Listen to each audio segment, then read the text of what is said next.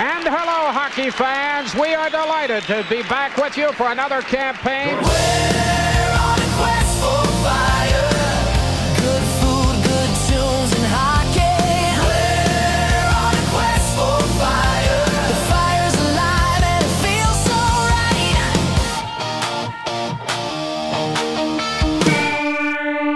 Oh, welcome everyone to another episode, our second episode of Quest for Fire podcast.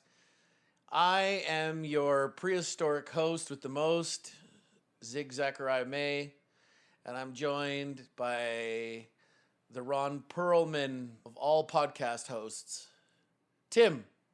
Don't call me Ron Perlman Lohorn. Yes, I'm here as well. You are here as well. We're both here. We're both here, and we're both watching Quest for Fire again. Again, while we play podcast hosts, we watch Quest for Fire in the background. It kind of works as like a timestamp, you were saying, eh? Yeah, it keeps us, I guess, level-headed and, connected to the people. It reminds us of our roots. Sitting in a cave, picking bugs off each other. Yeah. And all that other stuff. All the other stuff's like, oh man, we were at the buffalo harvest. Oh, let's do that in ketchup.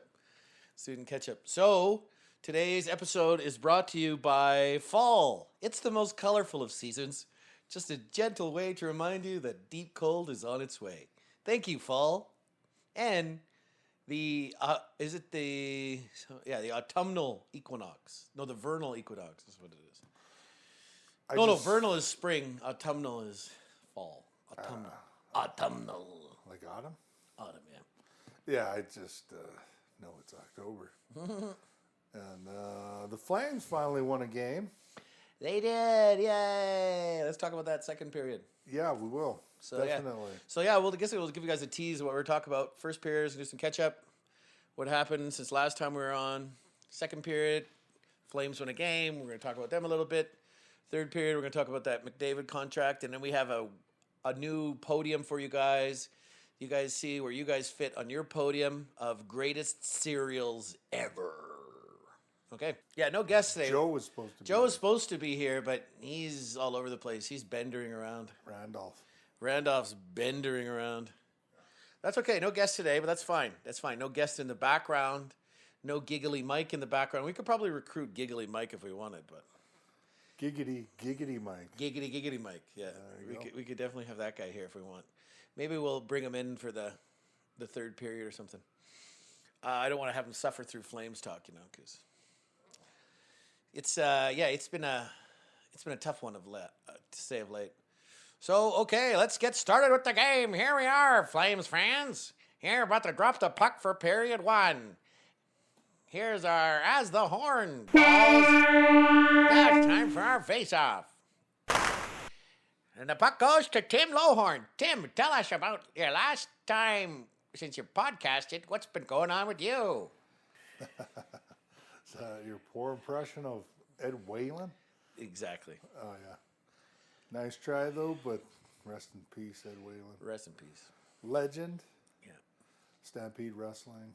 Yeah. Well, for the updates. Tell us what's going on with you. Well, we wanted to make this podcast a little sooner, but it's been a bit. I think it's probably been close to maybe a month since we last did the last pod. We want to do it a little more frequent, but just timing.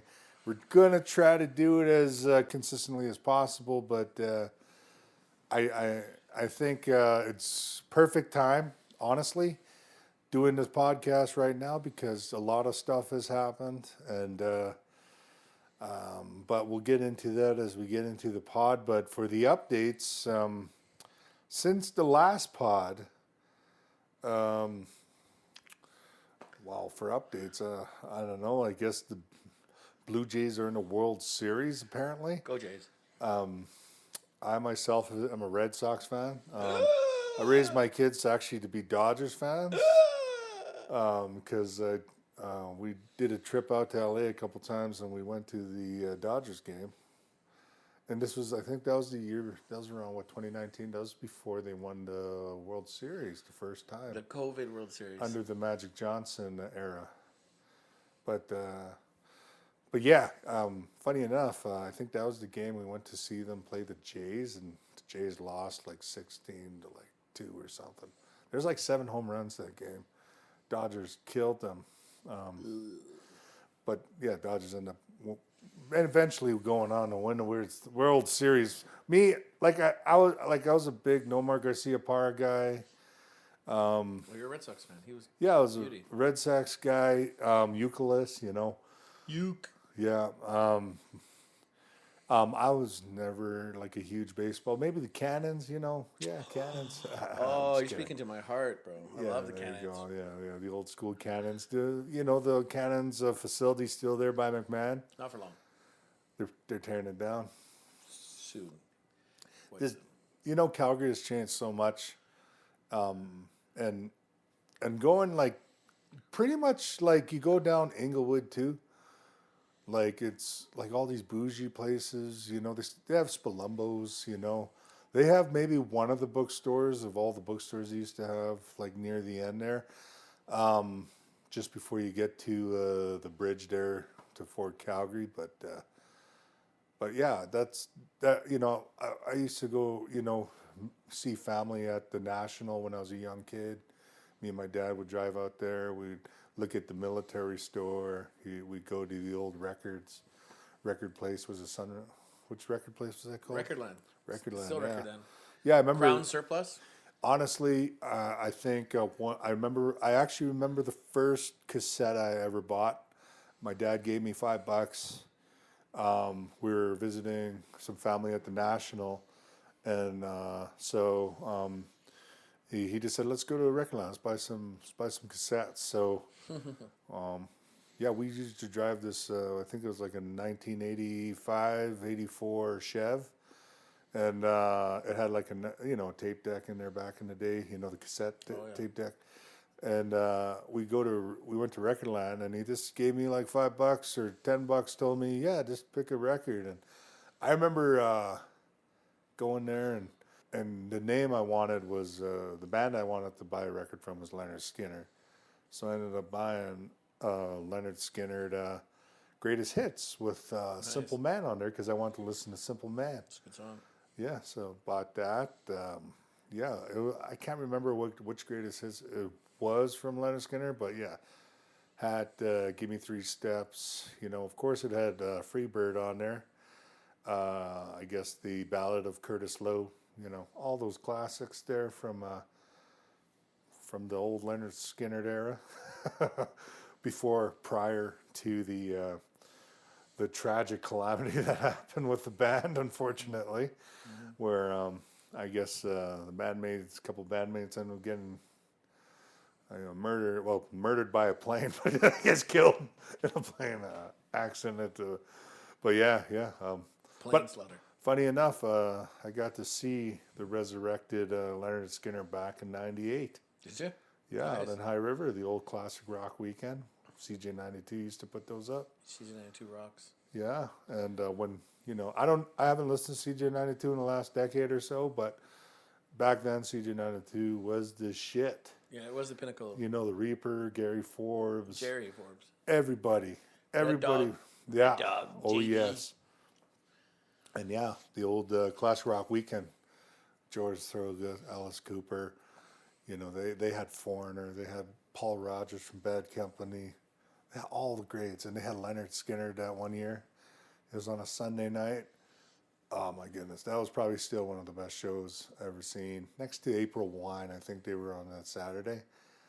But yeah, Leonard Skinner was probably one of the. I seen a lot of concerts. Like I seen Kiss's farewell tour back in 2000. Rest in peace, Ace Frehley. Yeah, That he is, just died, eh? He's one of the influences next to Angus Young. Ace Frehley and Angus Young. They're actually the reasons why I actually wanted to play guitar. So I grew up playing guitar, and it was because I listened to AC/DC and Kiss. And Ace Frehley, of course, Rocket Man 2000, was it Rocket Ride 2000 Man? Yeah, those are all bangers, New York Groove. But yeah, that's kind of like when I look back at my update, the biggest news, like I know in the summer we lost some icons like Ozzy Osbourne, Hulk Hogan, who were huge, back in the day. I was never necessarily a Hulk Hogan fan. I loved Hulk Hogan, but I was more of like a Macho Man, Ultimate Warrior, Bret Hart, of course, is, maybe that's a podium, Dusty Rhodes. That'll definitely be a yeah, podium. All American Dream. That'll be definitely the podium, yeah. Yeah, definitely. But yeah, other than that, Ace Frehley passed away. Rest in peace. One of the classic rock and roll guitarists. He had a unique style. Played the Les Paul, which is like, of course, like never in tune. Les Pauls are kind of known for not being in tune, but they're rocking guitars. Like Jimmy Page probably never played a tuned guitar in his life, but rocked the heck out of anyone who listened to it. But yeah, that's kind of my update. That was a big thing that happened. Ace Frehley. I actually shed a tear for Ace Frehley. After, he kind of got screwed over by Kiss. They kind of bought him and Peter Criss out of their likeness, and basically sold them out, which is why they were able to just get two randoms and dress them up in their makeup and stuff like that later on. So, but nothing compares to the original Kiss lineup with Ace Frehley, Peter Criss. Oh my goodness. And the makeup days in the original days, dude. That definitely, and honestly, just near the tail end when they got Eric Carr on drums, when they did Creatures of the Night with Vinny, was Vinny Paul? No, Vinny Paul's the drummer for Pantera, but was it Vinny Vincent? I don't know. He was that weird looking guitar player, but yeah, Creatures of the Night was probably the last great Kiss album in my opinion. But Ace Frehley, one of the top 5 greatest rock and roll guitarists of all time, most influential. When you look at just straight, rock and roll, I would put him up there in my top 5. I know there's plenty of great guitarists out there, but that's basically my update. I know it is. I ain't going too in depth. I ain't talking about like everything, other than we're gonna get more into Flames talk in the second period, but I'm kind of sick of you listening to my voice right now. Let's let Zach. Champing at the bit, eh? Let's let Zach. Let's let the wild horse out on his update. Okay. Well, yeah. Rest in peace to Ace for sure. Yeah. Shout out Inglewood. Shout out Spalumbos. Shout out CJ92. I worked at CJ92 for a number of years. I really had a lot of good times with the guys you mentioned, with Reaper, with Graham, with Jerry, Red Dog, Danny, all those guys. Russ Man. It was a great team of people to work with. They were a lot of fun. It made working in radio. I don't know. I don't think how it could get any better for me. As my first radio gig, working as a board op, semi-producer and stuff. I produced Jerry Forbes' show a couple times when JD was on leave. But I guess let's get into some updates with me. I just got back from vacation and doing a bunch of traveling. I was out in Powell River seeing my buddy Jesse Newman, Grey Cup champion, 2-time Grey Cup champion Jesse Newman. And that was a beautiful place to visit and spend some time with him and his dad in that part of the Sunshine Coast. And then after that, my dad and I hopped on the ferry, went to Courtenay, down to Sydney Harbor, and just past Victoria, and ended up in Salt Spring Island. Hung out with his buddy Russ. Shout out to Russ, Salt Spring Island. We had a beautiful time. His son and him, they took my dad and I fishing on the sweet boat. We went coho fishing. It was pretty nice. It was really beautiful, actually. And we got lucky, took home 3 fish, had a bunch of other bites, and saw some orcas. And yeah, I had 2 wicked orca encounters on this trip. And then he went to the Blue Rodeo concert in Van. I was dealing with a head cold, so I just hung out. Nice condo in Kitsilano. It was pretty nice. All to myself. Watched all of Loki 1 and 2. Oh, you Decent watched Loki? I did. Finally, yeah, 1 and 2. It was surprising. I didn't expect it to be that expansive. I didn't know what I was really expecting, but it was super expansive. So many timelines. And it's fitting that the only person Loki ever really cared about or fell in love with was himself in a female form. But that was interesting. Yeah. Kind of weird, eh? Kind of weird. Yeah, kind of weird, but it kind of made me think, like, would I love myself if I found the female version of myself? She'd be thick. She'd be a hell of a dancer. She'd be a great cook. She'd be thick, cute as a button. Just like fun-sized. We were just talking about John Candy. Shout out to the documentary "I Like Me." Highly recommend to watch. If you love John Candy, and how can you not love John Kennedy? Mm-hmm. But I recommend kids of this generation are missing out. They should definitely check into that on a father and uncle, one of probably the greatest uncle. But we were just talking about Nothing But Trouble with Demi Moore, Chevy Chase, John Candy, Dan Aykroyd.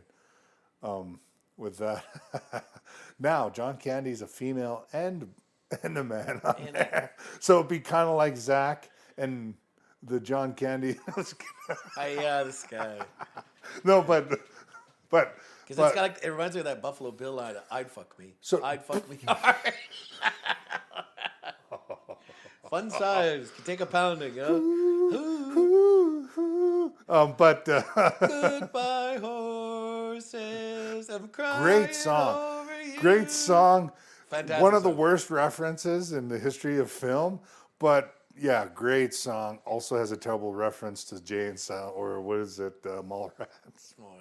Yeah, but looking on that, so if Loki, ended up with his, self in a multiverse, would that kid have webbed feet? Webbed hands?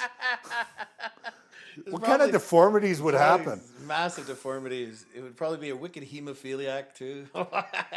Web feet, hemophilia, all of it. Oh my goodness. So yeah. So Zach, don't fall in love with your multiverse female self. Don't remind me. I don't want to see that woman. That woman's probably my be all end all. So yeah, we were in Vancouver a couple days, watched Loki, recovered from the sickness, and then ended up in Penticton to see my buddy, and went to Elephant Island Winery. Anybody ever get a chance to go to Naramata Bench and check out their fruit winery? I recommend it big time.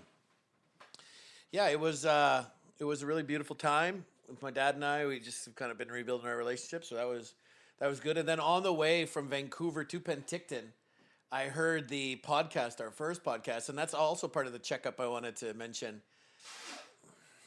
So on the way from Langley after getting lunch to Penticton, I listened to the whole podcast, and you were telling me that the first 20 minutes were legendary, and I have to agree. It was so fun. My God, the ginger jokes, all of it, the Lanny McDonald jokes, we just had a blast. And honestly, it's a good portent. And it's a precocious sign that you and I are on the right track. We're going to keep finding blue eggs and drinking the juice for as long as the egg juice will let us drink it. Oh, egg juice. Egg juice. Like the one on Napoleon Dynamite. She only wants me for my egg juice. Not your multiverse self. I don't have any money. Is change okay? Don't show the arrowheads. You see those show the arrowheads. You mind if I pay you in change? Remember that? What was that drink he was giving him? Was that like orange juice with eggs in it? It was. What the hell was that? It fucking looked terrible. I don't know. Whatever farmers drink. No offense, farmers. Egg farmers. Not all farmers drink that. Oh, that's fucking disgusting. Raw eggs in a drink? Egg salad sandwiches. They just... Yeah, now I'm offending like basically 90% of Southern Alberta listeners right now. They're not all egg farmers. Just a few Hutterites and Sparks. The Huts. The Huts. Don't mess with the Huts. The Huts are... Great eggs. If you guys actually want a deal, drive out to a Hutterite colony, and they'll hook you up with great eggs. It'll be so cheap, like so cheap. Quality's high. A lot of the food you can get from the Hutterites is high quality. You know, I really like their community. I really like what they do. They work for each other. You know, they are all self-sufficient and self-sustaining. Wicked apocalypse culture, like they're going to do well. Yeah. But yeah, Respect to the ones who basically get freed from the colony, escape. Well, escape the colony. Like in our sitcom, we got a kid who's the product of an escape woman. She escaped the colony and had a baby and left. Not that it's like a terrible living, but like sometimes you want more. You have more ambition. Yeah. And that's fine. But the people who like the safety and the security in there, like so be it. Like those chickens you were talking about today, living in there on that little heater, and then the ones on the outside perished and got shed. Sadly. So like we got a lot of good responses from our friends and people who listen to the podcast that the first 20 minutes was pretty legendary, and I feel like the three boys in Quest for Fire, once they find that first fire pit and they're just rolling around in it, they found fire. Yes, we found it the first time. And then homie finds some meat and he's like, oh, this is great, look at this, even cooked meat. Yes, I can't wait. Ron Perlman, get in that. And then they find what? They find a hand. No, they find a human skull. That's right. They find a human skull, and they're like, "Oh, maybe not. Maybe we shouldn't eat this. These people are cannibals." Ron Perlman just chowing down, though. Well, that's how I felt when people said our first 20 minutes was legendary. So, yeah, that's my update. And here we are back again. That's why it took us so long to get back here, but here we are. We're back on the ice, and we're ready to go. So that's the end of the first period. Hit the horn, Timmy. Horn has been hit. Horn has been hit. So for this first intermission, what's the first intermission brought to you by this time, Timmy? You pick it. Hopefully we didn't break any rules for their first podcast, just randomly throwing names out there who have not sponsored this podcast. But shoot for the stars. Just shoot for the stars, man. Like, I would say better to ask I would for forgiveness than beg for permission, bro. Yeah. Or final lawsuit. What are you gonna get? Well, we need to get Big Chief on this. They support the Flames, eh? All right, there it is. The first period is brought to you by Big Chief Beef Jerky. Yeah, Big Chief is local, isn't it? It is. It's made here. We need to do something with the Big Chief here. We'll bring the guys out to the reserve. We'll get Zach to cook them up some bison stew like what he did for the community a couple days ago or last week. Yeah, that was going to be part of my catch-up I forgot to talk about. Maybe we'll talk about that in overtime. We'll talk about the bison harvest. But for the intermission, you guys want, Zach can make you a stew of your own beef jerky if you want. Yeah. I could do a beef jerky stew. That would be neat. I would do it I would try it, some bacon beef jerky. Yeah. Yeah, nice bacon. You'd have to marinate. You'd have to let it just sit in there and be able to just break apart. Yeah, rehydrate it and break it apart. You get that jalapeno beef jerky in there. Oof.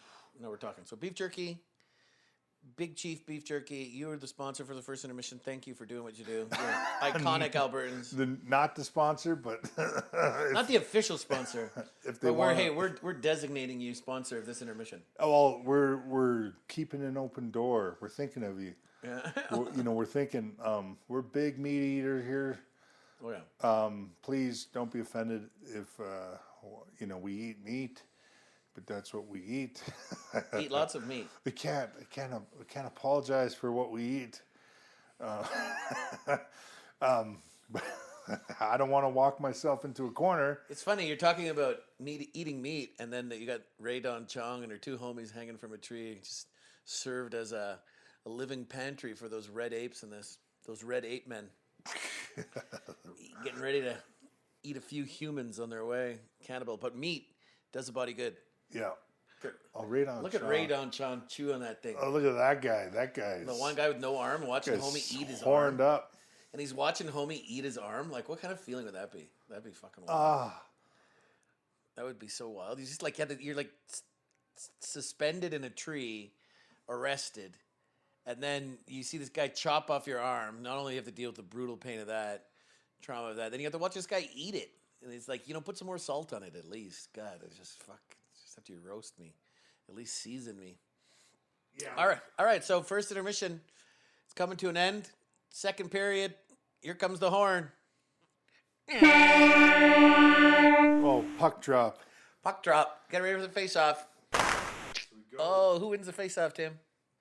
All right. So, for the second period, as of now, the Flames have just won their second game of the season. Was it on Sunday, yesterday, against the New York Rangers? It's not looking good, Zach. It's Depends on how you're looking at it. it's not looking good as in the win column. There are positives. There's definitely positives. There is also some difficult negatives to basically, I guess, deal with. But of course, only like we're the bottom of the basement, and we're wrestling with the Sharks for that right now with the potential. This is one of the positives. This is if you're gonna be terrible in a season, this is like one of those seasons you kind of want to be terrible, because like you're just gonna be an opportunity to get like a franchise player. Scores! Timmy scores! Thank you for scoring here. That was a beautiful point you raised. Yeah, if there's any time to be bad, it's when there's a generational talent at the top of the draft. And it turns out there is one. Mr. Gavin McKenna, playing for the Nittany Lions. That new rule change that allows CHL players to transfer over to the NCAA and get paid, make a little scratch. One of the few major junior players that decided to go. A lot of CHL guys went. Yeah, and the Keaton Flames, Verhoeven. I am honestly, he's part of the top of the draft too. And I'm looking at that. I'm really excited about the promise of a right-handed, 6'4", 210-pound D-man, agility and speed, offensive instincts like hit. That guy looks like he's a more dynamic Peter Angelo. Actually, it's Veerhoff. Veerhoff, yeah. Verhoeven is a different guy. Is a player from a prospect from a while back. Yeah, Veerhoff from Fort Saskatchewan. Yes. He looks like a solid D-man. Alberta boy too. He'd love playing here. And he's a former teammate of Cole Resheny, so him and Resheny go back. So. They actually went to college together. They went to the same college. Yeah, they're both in the Dakota. They're not the Fighting Sioux anymore. That's maybe that's something we can talk about. That'll be another day. Talk about mascots and the representation of Indigenous imagery in professional sports. They're eliminating it. The sad thing is now they're eliminating. Like one of my favorite Swedish teams, for Lunda Indians, took Indian out of their name. Mm-hmm. The Cleveland Indians, one of the most legendary comedic films with like Charlie Sheen and Major League. Oh man, Tom Berenger, the legendary. It's quick aside. I just think this is overtime material. Okay. This is our overtime. We'll talk about this in overtime. Back to the Flames. Back on track. You scored, big goal. This is the time to be bad. And the Flames have had a putrid month, and it's the right environment, the right atmosphere for them to start really thinking about leaning into this rebuild. You don't obviously trade guys now because they're at their lowest value. You're not going to get anything but boat anchor contracts. You don't want that. What you want is to stabilize a bit, and once you stabilize a bit, at least have some signs of life and production. Then you get rid of Rasmus. Then you get rid of Kadri. Then you get rid of Goldman. Those guys are still valuable pieces to a team looking to contend. And I think you can get good assets for them, for our future, but we need to lead into this rebuild. It's going to be bad. I know there are a lot of Flames fans who are not happy with this, but unfortunately, this is how you have to live as an organization if you want to be competitive. I want to see this team competitive. I see the Blue Jays right now, how much fun it's bringing for the entire country, and I want that for the Flames nation. The Sea of Red. We deserve that. The last real success we had was back in 2004. What a time to be alive, mind you. It was probably one of the best times of my life. I was thinking about the other day. The Flames had 15 wins that year. And after the fourth win, after Vancouver, so it was the fourth win up until the 15th win. So that's 11 wins where we had 90,000 people descend on 17th Ave from 14th Street all the way to 2nd Street, Southwest. And it was just pure jubilation. Yeah. I don't know how many members of Calgary I hugged and high-fived, or how many women, thankfully, shirts off for Kippersoft for us. Like, it was a great time to be alive, and there was no violence. It wasn't like what happened in Stabminton. I like Edmonton, but there's a reason why people call you guys Stabminton. Just Just saying, not to be offensive. I never heard that before. You never heard Stabminton? I heard Deadmonton. Yeah, I've heard Dedmonton, but stabbing it like. I never heard Stabminton. Do you remember when they went to the Cup the year after, when they had UC Markkinen as their goalie, or was that Rollison? Dwayne Rollison. Yeah, it was Dwayne Rollison. UC with the backup, I believe. Yeah, he was a backup. He was at Ryan Smith and Yeah, Fernando Pisani, Sean Horkoff. Sean Horkoff team. Yeah, Jared Stoll. Yeah, and they went all the way to the Cup final against. Eric Brewer, I think. I think he might have been on that team. Jason Smith was on that team. Jason Smitties. Yeah, Smitty, he was a good one. Yeah. But yeah, that team went to the finals, and then they tried to do recreate what we had with the Red Mile, and they had their Oil Mile, but it was just people getting like beat White up. Ave. White Ave, people getting beat up and stabbed. Like they just couldn't recreate it. Remember Don Cherry? He was so complimentary of us as a city for how we were able to represent ourselves without any violence. But that was the last success we had. I want more success. We may never ever recreate the Red Mile, but that goal that Johnny scored to beat Jake Ottinger, I was at Side Street Pub, full of red. So many Flames fans there. I saw that goal go in before anybody else did. I said it's in. Everybody confirmed it. The place went bonkers. I want that for us to go on an extended run. I want us to have 16 wins in the playoffs. The only way you get that is with top-end talent. That's the way it goes. No. You have to pick top 3 overall. You have to. You cannot. The Flames are the only team in the NHL who's never. Oh, I guess the Vegas Knights too. But we're the only 2 teams that have never picked in the top 3. You're right. But I think there is a factor that we need to consider, and it's Dustin Wolf. Dustin Wolf even though he's been losing and his stats are atrocious when you look at it on paper, but when you watch the games, Dustin Wolf is legitimately worth every cent and probably worth even more. Like we're talking, this guy should have been a $10 million goalie, but we got him for like First contract, $10 million. No way. first contract. No way. This guy's gonna win a Vezina in the next couple of years. Maybe. He's gonna win a Stanley Cup. No way. Bro. Maybe. He's gonna win a Stanley Cup in Maybe 5 in years. 5 years. And then Stanley that Cup. season he wins a Vezina. He's gonna I don't win know a about a Conn couple Smythe. seasons. No way. He's going to win a Conn Smythe. I feel bad when the for Flames win a cup in 5 years, he's going to win a Conn Smythe. I can see that. But he might even win an MVP, bro. He might win a Hart Trophy. It's just that I do feel bad for him because right now he's the best player on a team that He's the only knows player. that the magic and the Elvis dust has run out. The only player. The only player who is NHL caliber, as far as I'm concerned, star caliber showed on up that this street. year. Yeah. Showed up this year and it's been star caliber. And Adam Klapka. He's not star caliber. He showed up, but he's looking good for sure. However, I think we have to watch the signs of Wolf and his body language over the next few years because it is going to be some lean times. Okay? We do have a decent prospect pool, but if we can outfit it with some high-end talent, maybe they all mature and ripen at the same age and same time, but it's going to be hard on Dustin Wolf to be that good, to be that focused in and dialed in, and only to lose as much as they're going to lose over the next few years. Especially if you get rid of Rasmus, especially if you get rid of Kadri, especially if you get rid of Goldman. The losses are going to pile up. But I'd rather those losses pile up when those guys are gone and bring in new guys, give new jobs to the incoming crop and see who we have. We got to get blue chip talent and we got to see if we can find guys to auxiliary support them and, be in the wings of those guys, be in the shadows and, round out the team. And I think we have some pieces that could round out to a really good team. Right now, if there was no return on any of these trades, like I know there was the most recent gossip around, the league is Kadri to Montreal, looking for a legitimate second line center behind Mr. David Suzuki there.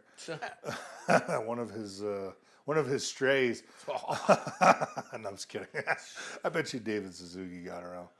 He did. Legend. Shout out to David Suzuki. He was like this doctor in the hippie era in Canada, like this freaking conservationist. Like you heard a guitar guy, how successful a guitar guy is at a party with chicks? Yeah. I bet you he was that to the nth degree. I think everyone in hippie chick circles, that guy was like.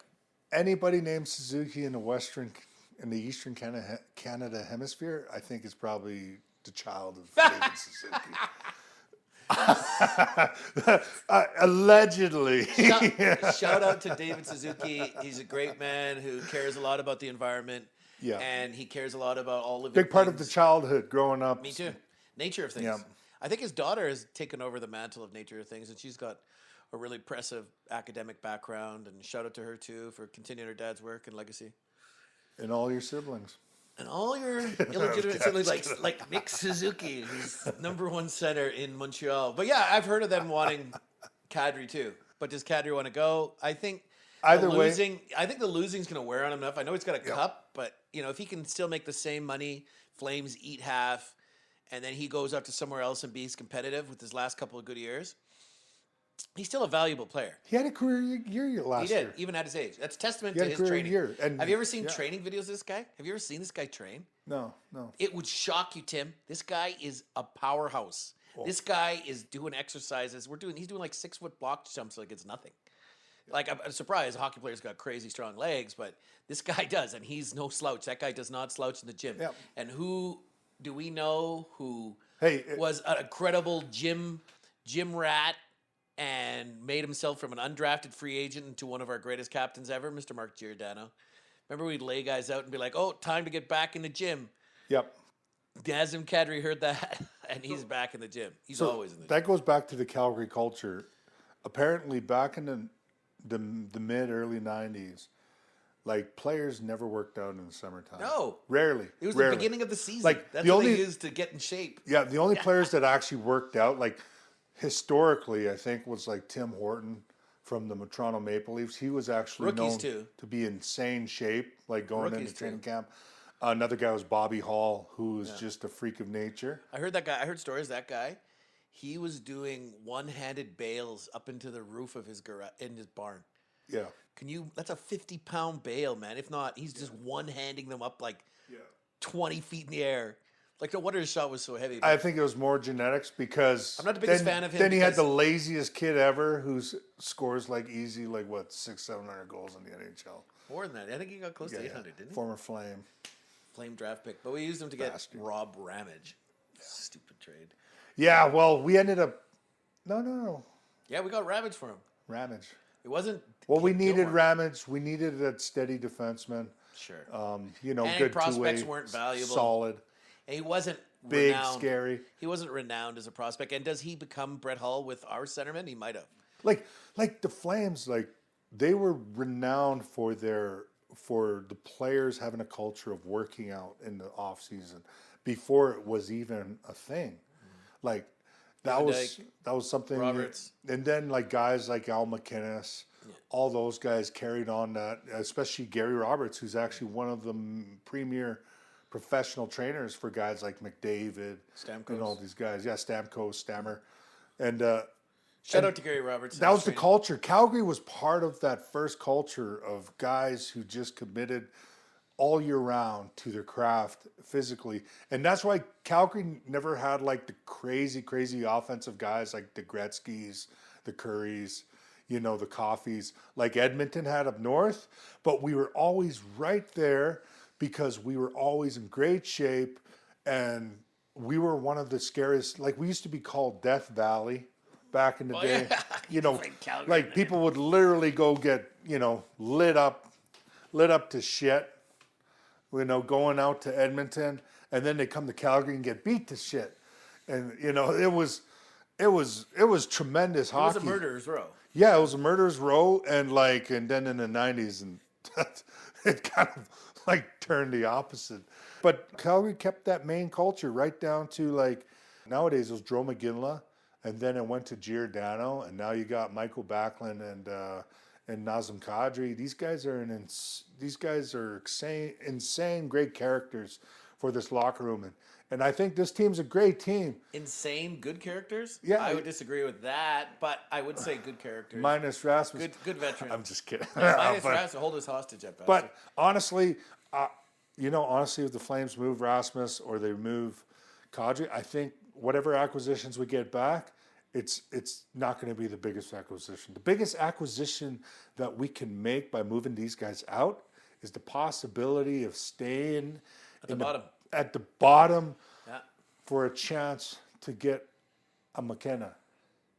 You know, a chance. Veerhoff, McKenna, that other kid, that Bjork, Vigo Bjork, Yeah, Rubrick. and Rubrick, and then also that Yeah, yeah. other that Ethan. Stenlund. He's that centerman. Yeah, in yeah, Sweden. Ivan. Ivan Is it Stenlund. Ivar or Ivan? Ivar. Yeah. He looks good, too. He has an older brother with St. Louis Blues, I believe. Patrick Stenlund, I think, is it? And then the other one's the big boy, the 6'6" machine. Oh there. yeah, Belshitz. Belshitz. Yeah, who Ethan. kind of came out of nowhere last year. Yeah, people were thinking he was like a Lindros clone. He like the stats are He's not a Lindros. crazy, He's but not a Lindros, but the potential, the roof, the ceiling on this kid could be great. yeah, The you're tough looking thing- you're looking at a 6'5", 230-pound power forward who can keep up with modern hockey. Like Yeah. that's a Yeah. valuable piece. but still, NHL's a different level. piece for sure. Big guys, like you look at Adam Klapka, the Flames really had to zone in on him when they brought him over from the Czech Republic, and What do you mean zone in on him? they had to basically get him to focus on his foot speed and being able to play at this Yeah. level. And you've seen that he had troubles 2 years ago when he first came over. Last year he was showing signs. This year, like at the end of the season, kind of picked it up. At the end of last year, he was kind of figuring it out, and plus two, his physical ability to keep up with the play, he was being able to read plays a lot better. This year, he's a monster. He's amazing. I don't know about amazing, but he's an NHL player. He looks like. But he's And he amazing. looks- He's amazing. He's going to be like one of our top two Okay, guys. what is amazing? You Our use right top two. wingers. So what? Okay, what is the stat line for an amazing guy like him then? He can kill penalties. Stat line. What? Give me his stats. Your projections for him to be amazing. What does he need to hit for benchmarks? You can focus on the stats or whatever, but he could play in different situations. A big thing where the Flames need him, where he changed the game, especially in Montreal when they end up losing in overtime, was he changed that game physically. Like not even like was it Wi-Fi and Anderson? They didn't want none of that. They didn't want none of that. He physically changed the game, and he was roughing up. He was roughing up like Lane Hudson, and nobody wanted to mess with him. And then he ends up scoring the tying goal with a beautiful snipe. Unassisted too. This guy, Yeah, he's got a shot. this guy was like Aladdin. We frickin' found him in the middle of a desert, and now we had to send him into the depths to try to get the gold, and now he's reemerging as the prince. Ali Ababa. No, I'll give you credit. So I think that's a score too. That's a goal. I think that's a goal. Definitely, like For nothing? Talking about our Free scouting agent. department, Yeah. and our skating coach Daniel Fajita and the other scouts who found him. And then we had the infrastructure of coaches to work with a guy with that size and that promise to get his skating where it needed to be to play at the NHL level. Yes. And he doesn't look out of place. He didn't look out of place last year when we called him up and he was playing on the top line, playing power play minutes. Because what he is a nuisance. Size is still a factor you can't teach, and is still a valuable thing even at the speed of this game. Like look at Florida, how big they were last year and what they were able to do to Edmonton and the year before. They're a big team, and you got to have big bodies in the playoffs when the small ice of the NHL ice gets even smaller and the moment gets even bigger. You need those types of players, and I'll give you credit. Adam Klapka is a nice find. He's found money, and I think he can be a valuable player for us. Amazing stat line to me for that guy.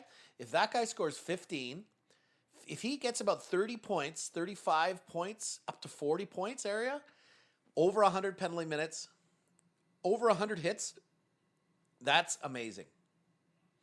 Anything beyond that, and you're just looking at like incredible development.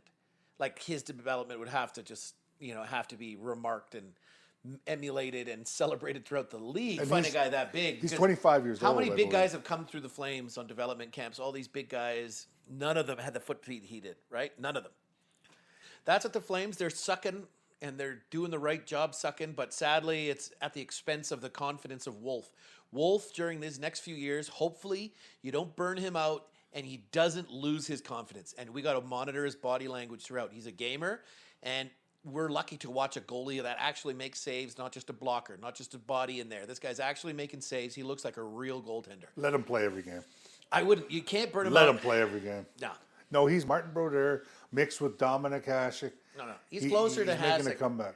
He's closer to Hasek with less acrobatics. He kind of is a hybrid. I'll give you that. He's a better skater than both. He's a kind of a hybrid between the two of them. Yes. Because he doesn't play stand up, but he knows he can't get too low too easy. Yeah. Too quickly, because then it opens up the top, and a small goaltender like him, he has to like hold. He has on better to his positioning than Hasek. better positioning in because his positioning wasn't the greatest, but it was his recovery and his athleticism and his It was his flexibility. freaky butterfly style Oh. too, where he could always have the bottom of the net covered. Yeah. Did you see that play last night against Zibanejad? Zibanejad streaks in, breakaway, does that little cheeky dipsy doodle, goes left, and then tries to swing it back one hand on a right. Wolf saw that all day, sniffed that out. The craziest is Panarin has been one of the top scorers in the league in the last like half a decade. And he went in point blank on Wolf, and Wolf just turned him aside like he was nothing. Yeah. Like nothing. Like this kid, the kahunas, the scrot on this kid. The sack. The Wolf sack. This guy is a legitimate Sigma Wolf, man. This guy, there's that little controversial quote he mentioned where he just like, after the Montreal game, he was just like, they lost 2-1 in overtime. He stopped like a dozen like grade A chances. scoring chances, and he just said, I can't expect it to score too. Yeah. But it's the truth. But what was the stat line as well? Again, a typical Flames game. We outshoot the opposition, but they have the better high danger chances. Yes.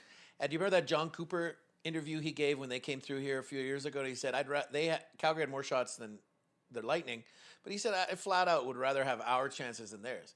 And that's been my feeling and sentiment of this Flames team, even going back to the Johnny Gaudreau era.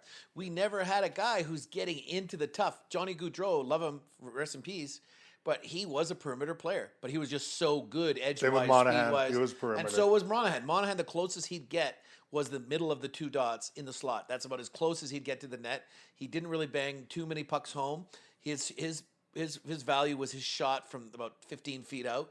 But Coronado gets to those places. Not even. That's why Zeri gets to those places. But he gets dumped. They're not big Adam enough Plapkot, he can live lives there. in those but places. That guy's 6'8", 240. That's and that's where you need size. Yeah. Barkov And gets that's where to he those scores his places.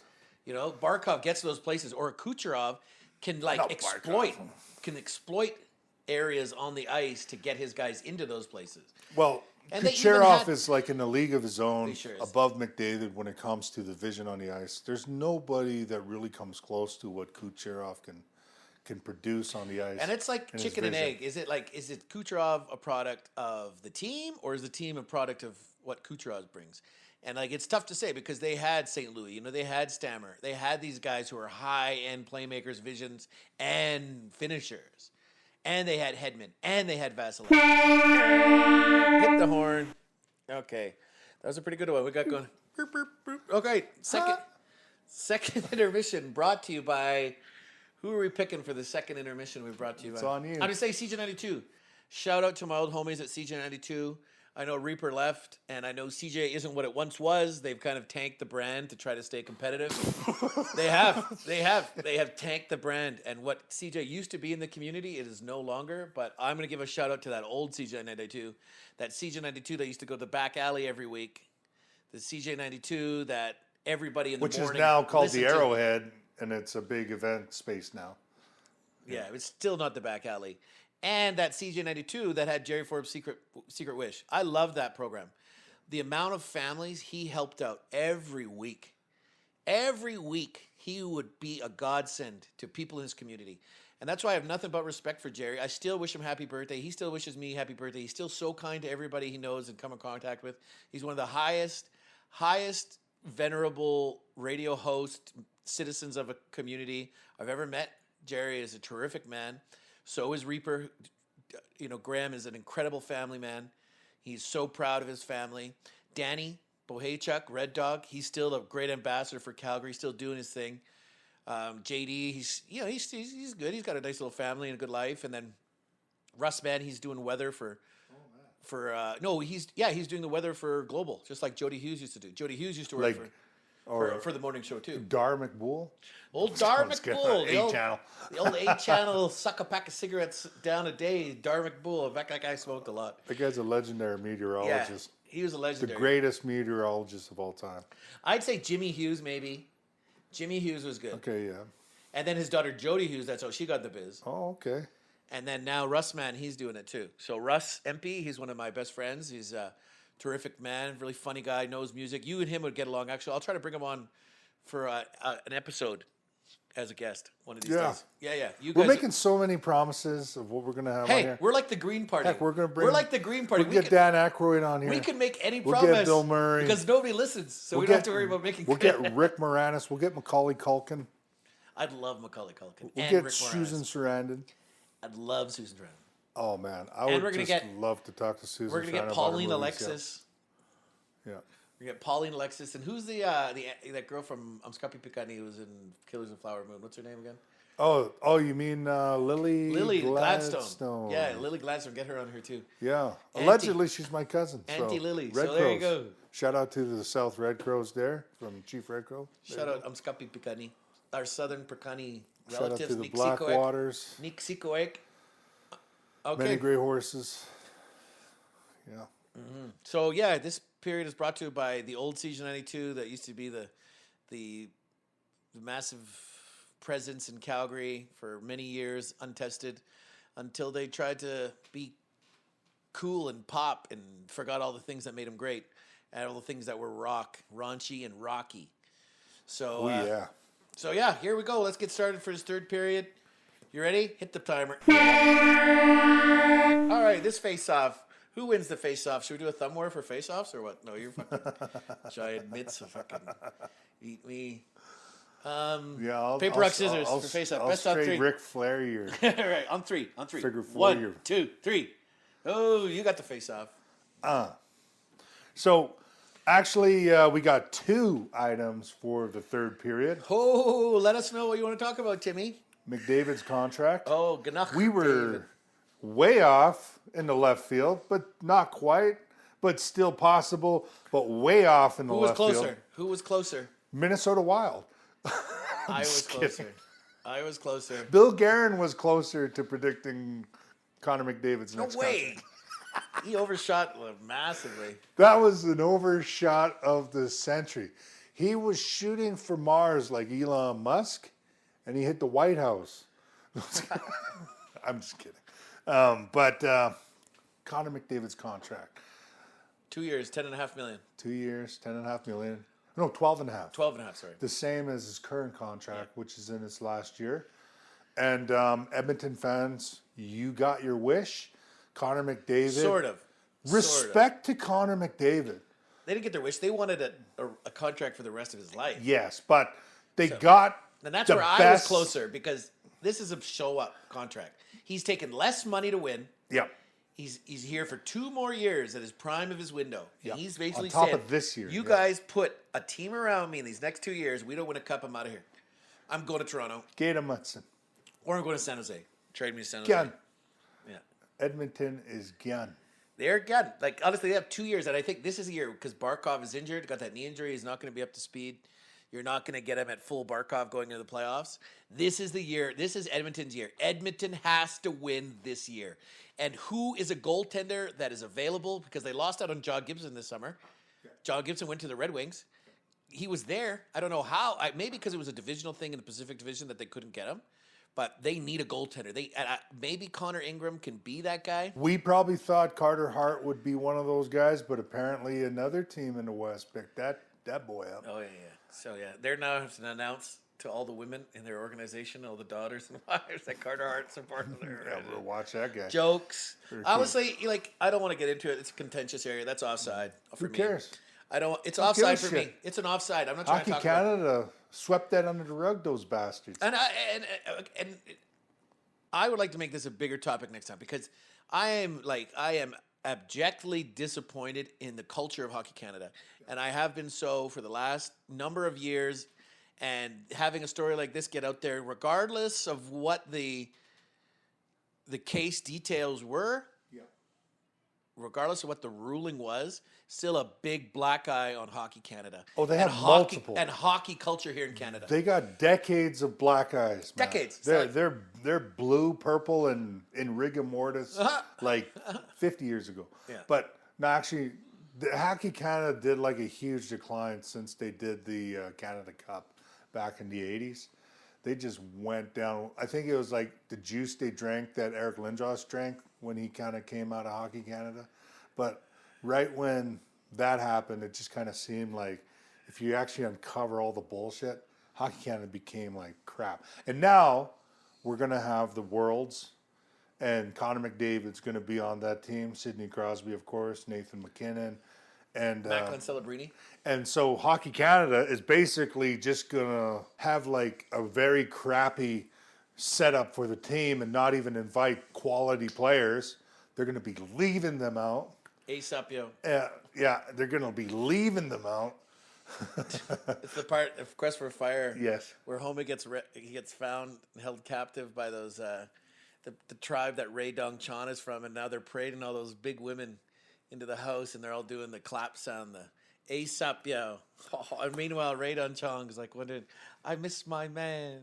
When you're just right missing him, and then all these big aunties are just climbing on. A fact check from last podcast: Ray Dong Chong is in fact born in Edmonton, Alberta, and is the daughter Of Tommy Chong. of Tommy Chong. Yeah. Yes. So, I think the Hockey Canada stuff is a talk for another day. Okay. I think in overtime, we're going to talk about... What did we say we're going to talk about in overtime? What did we start off with? No, we were going to talk about something else. What was it? No. It was mascots and native representation. Sure. Let's talk about that. In overtime. So, and then another day we'll devote a period or an overtime to the Hockey Canada stuff because that deserves a lot more than the 20 minutes. Let's wrap up this McDavid stuff. Yeah, McDavid, I like the contract for Edmonton. I think it shows some loyalty, but it also shows some prove it. They got to show up, and they were able to sign Wallman. They were able to sign Ekholm. So they got some defensemen around him, even though Cody Ceci, I think, was a miss, and having Broberg was a miss. You have all this money. You could have had Holloway scoring 30 goals in your second line. I don't know. I think the management there is really out to lunch. They are not getting a goaltender. Stuart Skinner is not the savior. Connor Ingram, they got to hope, gets his game back looking like he did in Phoenix before. Evan Bouchard needs his game back. Oh, He it'll scored a come. goal a couple days ago. It'll come. He's hangover. Edmonton has 3 goals by defensemen this year. It'll change. They're hangover. They played how many games of Hangover? hockey? They've won 15 playoff games. They've won 30 playoff games last 2 years. They're in degeneration mode now. Their bodies are degenerating They're from still all young, the top hockey they've been athletes. playing. You've seen how McDavid eats, how he trains. Those guys are like top Doesn't level matter, athletes. man. Those miles add up, bro. They do, and that's They why add they're up. a hangover. But I still think they round into Repetitive form. injury, like I think they round into form. I think they make it back to the Stanley Cup Finals, and I think they actually win it this no, year. I don't think they even make the playoffs. Whoa. Okay. I don't think they make the playoffs, man. All right. What's the wager? It's a larger. What's the wager? What's the wager? Yeah. What are we betting? We're gonna wager a Flames game. A Flames game. Okay. Yeah. Flames game. So Press level. Or nice seats. just a Flames game, and let's Okay. not worry about the details. Okay. And not let all the listeners know how, All right. of our humbleness. If the Edmonton Oilers win the Stanley Cup Finals, we're going to a baseball game at Okotoks Dog Stadium. You and me, okay? Okotoks Dogs. The Dogs. Okay, so if Edmonton wins, The Stanley Cup. no, they just have to make the Stanley Cup Finals. Okay, they just have to make the Stanley Cup Final. Now, like if they win, I doubt it, but If they win, but I don't think they're making the playoffs.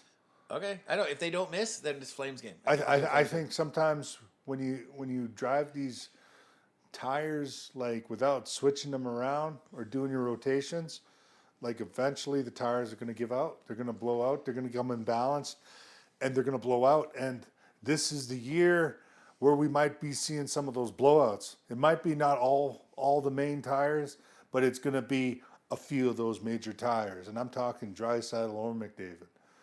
It's going to blow out, bro. They can't keep playing this tight. They can't be double shifted and carrying this team out of the playoffs like last year. They lost 10 in a row or whatever. And then they had to win a bunch of games and then they had to take a couple weeks off before the playoffs because their bodies were all broken out. And then go into playoffs, go through all of that, and then possibly McDavid and Draisaitl having injuries in the finals.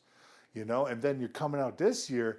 Like, you can't just keep doing this every year, playing that many games at this level, at this speed.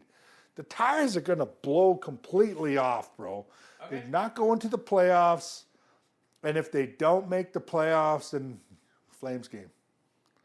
If they make the playoffs and go to the finals, okay, we'll go to the Dogs game. Okay. So next is the podium. So for this podium discussion, we're going to be discussing the top 3 cereals. Oh, cereals. But from our experience, from our recommendations, from our personal experience, and this is like hard experience. Like, we went deep into this. Super deep. Super deep. You know, we were 90s kids. Super deep. We were 80s and 90s kids when the explosion of cereal was coming out. So we got to eat every cereal known to man. And I think we're doing our top 3 cereals On the podium. on the podium. So this pod, we're starting off with Zach's top 3 cereals: Of all time. milk, sugar, brown sugar, Cream. creamer. You know, I don't know if he was one of the homogenized guys. Definite. Yeah. Definite. Or Okay. the skim guys. Oh, I can't stand skim milk. I can't stand it. It's honestly even way unhealthier for you to drink skim milk. Almond guy. No way. High fat Goat guy? High fat dairy all the way, man. Yeah. So number 3. Ooh, this is gonna be tough. It's a toss up. It's a toss up between 2. Regular cornflakes and high fat dairy. That's number 4. That's honorable mention. Number 3 is granola. Good granola. Okay? Like a good granola Shout blend. out to the granola farmers out here All in you Southern granola Alberta. farmers, thank you so much. Yeah. So granola with a bunch of like half and half or 18% coffee cream. That, and then you add in some extra seeds and nuts and stuff with a little bit of maple syrup. Damn. This guy's a granola guy. I love it. It's so much high fat. It's so good. I've had Farmers better watch out. Better watch out. He's gonna be hovering around them bins there. you know who else is not on the podium but in the wake is cream of wheat, high fat milk with a little maple syrup. Man, that's good. Or even good oatmeal. I've had some pretty good oatmeals, pretty fat oatmeals, like 1,000-calorie oatmeals. Yeah. You know what I mean? It's a lot of like cream and fat nuts in there. Let me tell you, like cashews and pecans and stuff. Oh man, walnuts. Oh yeah, so good. So that's my number 3: granola, extra nuts, high fat dairy. Number 2. Yeah. My number 2 favorite cereal of all time: Corn Pops. I love Corn Pops. I don't know what it is about Corn Pops. They are just terrific. I'd even substitute the Corn Pops for those new like chocolate flavored Corn Pops. There's like a good cereal you can There's get. a It's like new good- chocolate flavored corn pop. Yeah, but it's like a different brand though. It's not Kellogg's. It's like this. They're like one of those like organic brands you get from like a good store. They're like this monkey on it. It's like a monkey with chocolate pops, so you get the chocolate milk in it. It's either Corn Pops or this chocolate pops for number 2. So I'm gonna say Corn Pops. The milk is high end. You know the milk after you've finished your last bite of cereal, you got that sweet milk to drink. Oh yeah, I can drink that with 2%. I can eat that with 2% or homo. I can even eat Corn Pops with 1%. Skim, I don't know. Skim, This guy loves the homo. Yeah. I do. Skim milk though, I just can't I'm a understand. homogenized guy as well. So Big time homogenized guy. Yeah. My grandma's a homogenized girl. She used to have a cow. Her best friend. She used to take this cow to like these really like beautiful valleys full of flowers. And she'd let her cow graze there, and then she'd pour some milk in a bucket and drink right from the cow. So she loves good high fat milk. Yeah. Her mom used to make cheese 2 times a week and walk at 40K to Italy to sell this cheese and walk 40K back. apparently, when Zach was a baby, her grandmother would take him as a baby and put him right under the nipple of a cow, and he would just suck straight. Get out of my head, bro. Get out of my head. Get that teat out of my mouth. Take my wife's teat out of your mouth before. Yes. So That's my number 2. Well, It's corn pops. So part 3 is your granola. Granola, high-fat dairy, extra nuts. Oh, and then we got Corn pop. 2 as your silver corn pops. So what's your gold? Top of the podium, your choice, the one thing that excites you whenever you think about it, you just want to slather some milk on it, maybe slather a bit of brown sugar. Yeah. And, sip a little honey on it. Yeah. I know some people like Cinnamon Toast Crunch a lot. That milk is deadly. Yes. But for me, I can't get enough of that Sugar Crisp. I love puffed wheat. My mom used to feed me puffed wheat all the time. Wheats. But Yes. Sugar Crisp was like the treat puffed wheat. Yeah. It was like puffed wheat with this extra sugar, and you had that cool bear, and you had that cool song. Yes. I am a Sugar Crisp fan. I love Sugar Crisp so much. I just love it. It's just like that puffed wheat texture. Yeah.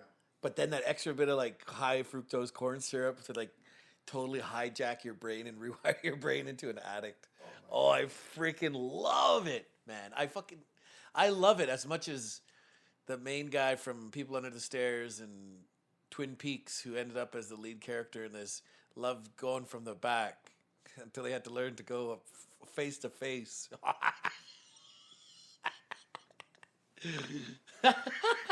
Zach learned all his moves from Quest for Fire. So if any of you guys want to know Zach's MO, especially you ladies out there, watch Quest for Fire.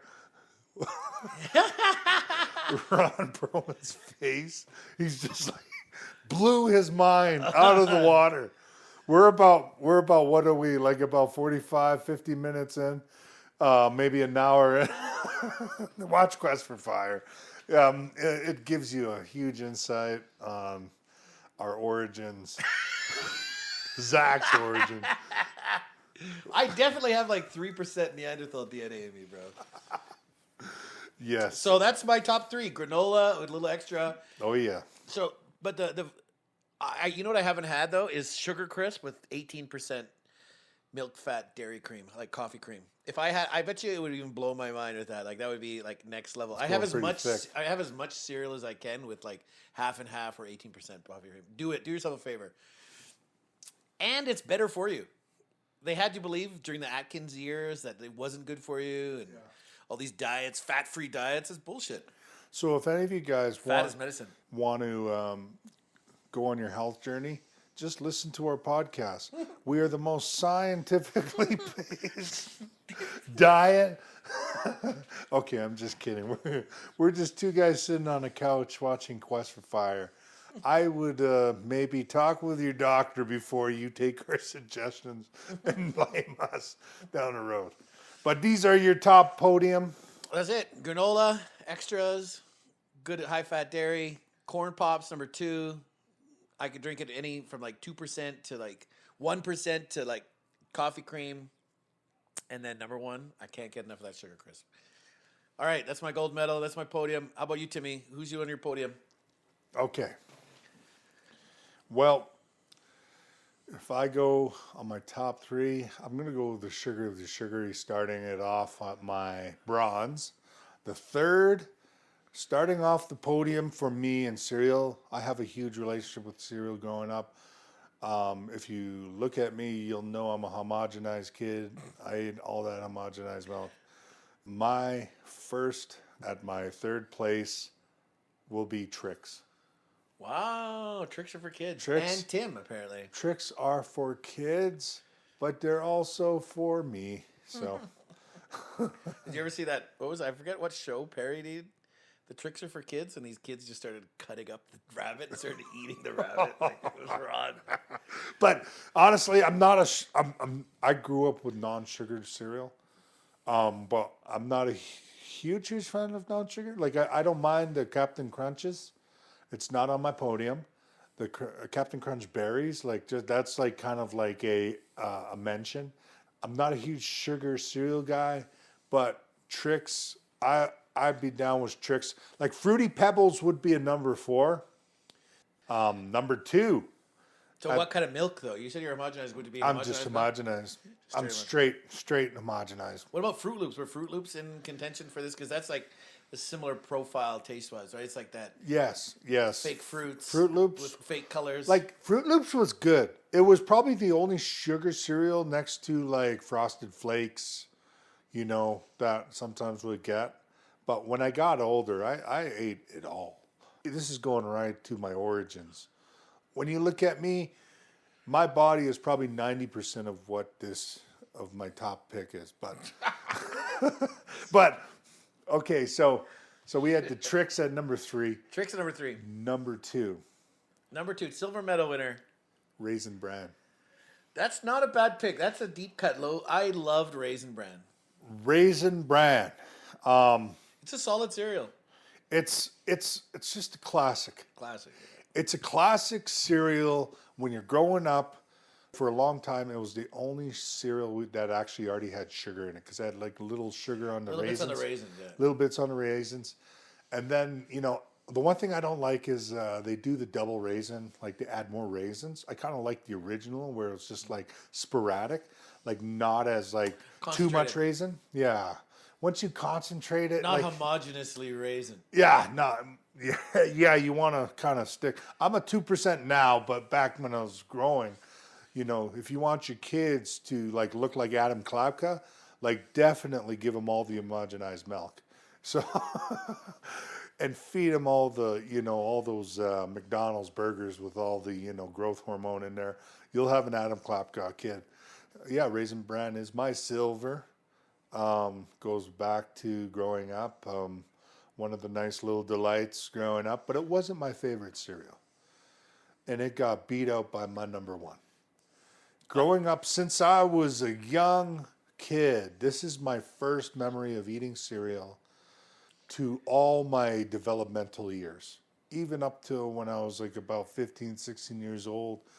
Like even in my 20s, like I still would like, these boxes would still be around the parents' house.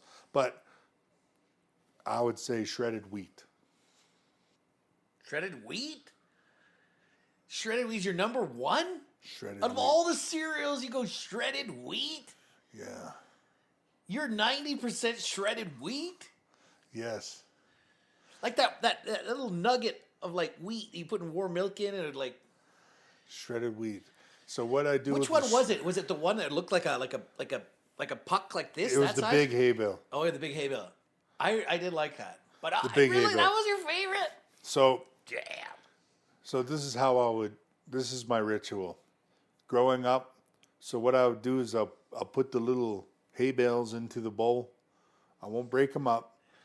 And then I'll put in the homogenized milk. Hot, warm, or No, just cold? just cold? cool. Yeah. You ever had it hot? Fridge. Warm? No. Just try it warm. No, it wasn't bougie like that. Whoa. I'm a traditional. Warm milk is bougie all of a sudden? Well, call me bourgeoisie and chop off my head if that's the case. Here's key in a lot of good cereals. Oatmeal. I love it with anything. Oatmeal, Brown sugar. granola. And I'm a plain Jane guy. Plain Jane. I'm not into the bougie, as we know from our last podium. I'm not crazy on the bougie. I'm not crazy on like going Yeah, I know you didn't even the mention, extra mile. You didn't even mention Queen's breakfast or your top 3 breakfast joints. Yeah. But it's not my top 3 breakfast. Oh no, but it's top I 3 love it. undercover. I don't mind it. Like I don't like a lot of this stuff. I don't mind it. I get it. I love it. But honestly, at the end of the day, I am simple, plain Jane. This is like, pretty easy to satisfy guy. Just keep it simple. Keep it to the roots. Shredded wheat, brown sugar, homogenized milk. That is basically Damn. what I'm built out of. Yeah, You 90% of Tim is shredded wheat with brown built sugar. out of that and eggs, but that's my podium. I know it's probably anticlimactic. You're probably expecting some crazy thing, like like I don't know what are those little beehives they have Honeycomb? honeycombs. That was one of the other sugar cereals that are around, but not my thing. I wasn't really into the Frosted Flakes. You know what was really good I'd was eat the little. I liked Frosted Flakes only because they're great. The advertising really like made them out to be better than they were. Even the California raisins from Raisin Bran was like a big selling point for Raisin Bran. Yeah, and if it wasn't for the tricks, I'd probably put cornflakes in there. Cornflakes. Hey, they were my honorable mention. Cornflakes, Yeah. high fat milk. Just something about it. Yeah, cornflakes. Like that was like, if we were into depression, 100% there's cornflakes. You know, regardless of whatever groceries you have, like growing up or whatever, like you knew 110%. You'd bet your life on it. There'll be cornflakes in the old cupboard there.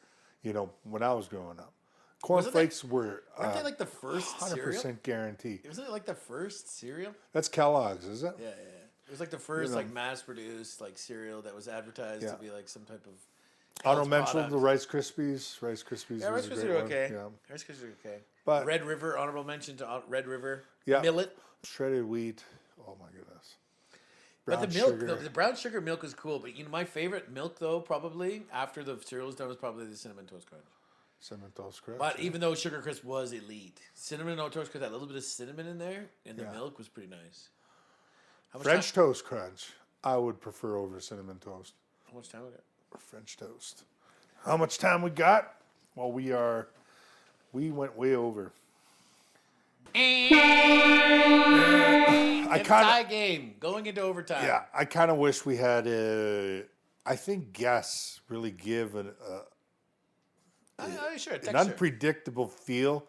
I know we can get carried away with the hockey chatter, which is why we're going to go into overtime right now. We're going to discuss this topic that needs to be discussed by legit insiders, not insiders, but people who care. But yeah, now we're in overtime. So this is. What? We still got the overtime is brought to you by who though? Oh yeah, we're in the intermission. Intermission, bro. Slow down. Relax. Oh. Who is it brought to you by? We don't have any sponsorships. So we have zero sponsorships other than Mike's Basement, Zach and Mike's Basement. We don't have any sponsorship but if we had a dream sponsorship, I would, Clive Barker.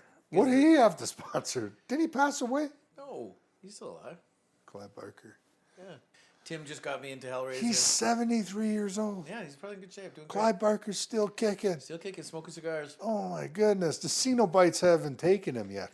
Did he have throat surgery? Did he have throat cancer? Smoking all the cigars or something like that? I have no idea, I think but he did. yeah, he's Clive Barker. If you guys are not familiar, maybe you should give your head a shake.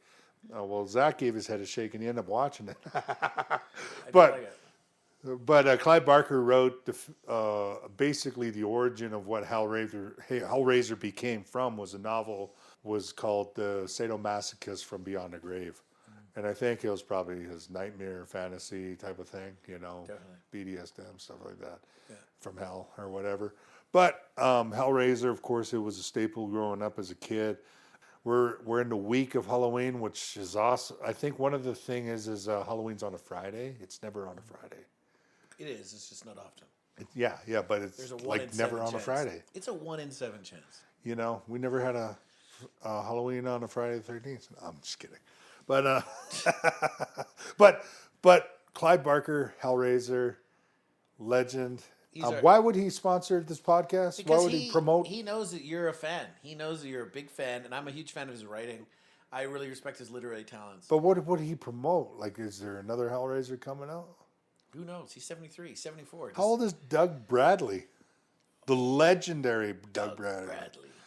I'll show you pain. The old Brit Hellman. Pinhead. Let's see, Doug Bradley, legendary. Oh, he's 71. Apparently he grew up with Clive Barker. They were childhood kids, apparently. Homies, eh? Yeah, they were childhood kids. Everyone's a childhood kid.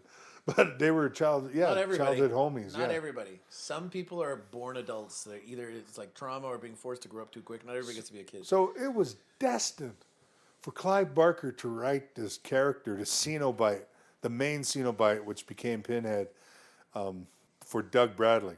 So yeah, if you guys never went out of your way to check it out, I would say 1 and 3 are probably the best. 1 and 3, I would say, is the best Hellraisers. I would say 3 would probably be my top, and then number 1 would be my 2. It's Halloween. We get to throw this in there for the intermission. Hellraiser. Zach has become a fan, of course. And you never watched Evil Dead. I haven't seen Evil Dead. I've seen Army of Darkness. We're going to watch Evil Dead. Like Army 1 of and Darkness. 2? Yeah. 1 and 2. What do you mean, 1 and 2? Evil Dead 1 and 2. I haven't seen either of them. You never seen, like, to be fair, Evil Dead 1 and 2 is kind of the same premise, the same movie, but just like Sam Raimi redoing Evil Dead 1 with a budget. But they both have their own little cool little things, eh? So on Halloween, we're going to watch it, right? We're going to Canyon Meadows Theater. They're doing a double bill, right? You know what? Let's take a. You know what? That'll be a great sponsor, actually. Good shout out. That's a score for Zach in the intermission. Yes. That's like going into overtime. Your captain stepped up, said the perfect speech, motivated the boys to head out in overtime and win the game, to play at to basically amalgamate them, bring them together. Zach bringing up Canyon Meadows, one of the last great. You know, when you're looking at the Globe, you're looking at what is the Plaza. theater? Yeah, the Plaza. You look at these legendary Calgary theaters. People need to get out and support. These guys go out. They have the International Film Festival they just had in September, the Calgary International Film Festival. These theaters is what I grew up in. Going to Kensington, going downtown Calgary, going to Canyon Meadows, and Canyon Meadows. Bless their hearts. They keep. They're bringing in the films and they're bringing back the oldies, which is a tremendous, awesome thing to do. Support your local theaters 110%. It'll be great to have Canyon Meadows be a sponsor. You don't even have to pay us anything. You could just say, if you guys want to shout us out and say we're sponsoring this podcast, even though there's 2 listeners, great. The ones that are keeping it original, keeping the OG popcorn with the butter, keeping those wooden seats nice and crickety. That is what movie is about. That is what theater is about. We got the laser and the recliners now and all that, but there is nothing like watching a film in an old theater. There's nothing that compares to that feeling. That's true. And Canyon Meadows, if you haven't been there in a bit, take your family. There is definitely a movie playing there that is 100% an awesome watch for the family. Even if it's an oldie but a goodie, take the family. There's nothing like watching a classic movie in the theater. I know last year... And not paying a fortune.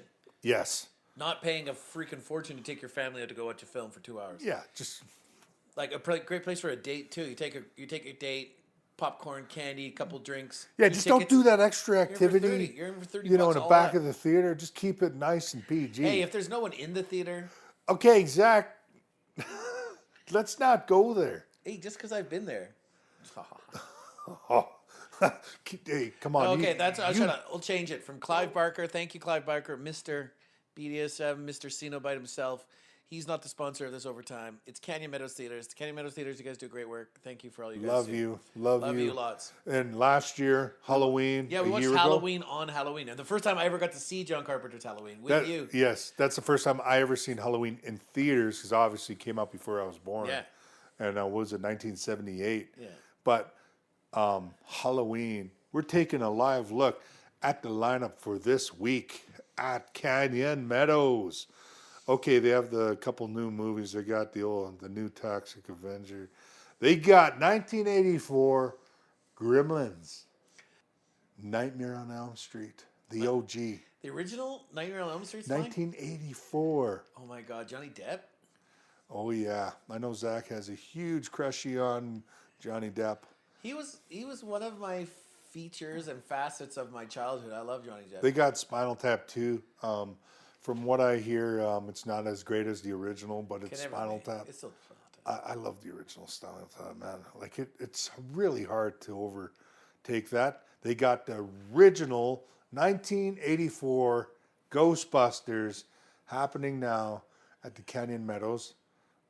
Hopefully this pod comes out. but they got weapons. They got Hocus Pocus. Nightmare Before Christmas. One of the greatest Halloween / Christmas movies of all time. Tim Burton, legendary. And what is the other class? They got some of the new movies that come out, but we'll probably keep an eye on it. They always like coming out with great stuff there, some classics that you might have never seen in theater, which is a great opportunity. But that's my spiel. That's our sponsor for this overtime. So we're gonna be kicking it off in overtime, Zach. I'll let you kick it off. All right, here's the buzzer. And the face-off. All right, so we're on the same team on this overtime. So we win the face-off. So this overtime, I wanted to devote more time to the notion about Indigenous representation in professional sports, mascots, logos, and the history of a lot of these teams that were named after Indigenous connotations or Indigenous representation or Indigenous personas or heroes or members of the community. You were talking about the Frolunda Indians. You were talking about the Washington Redskins. We even had this talk a few months ago where we talked about the Cleveland Indians, why the Cleveland Indians were named what they were named. The North Dakota Fighting Sioux, we were talking about that with Veerhoff and Reshny. Yep. They used to be called the Fighting Sioux. The Chicago Blackhawks, the Atlanta Braves, and the Kansas City Chiefs to lesser extent. I think those ones are just kind of like blatant, like ripoff of the Indigenous community without giving any respect.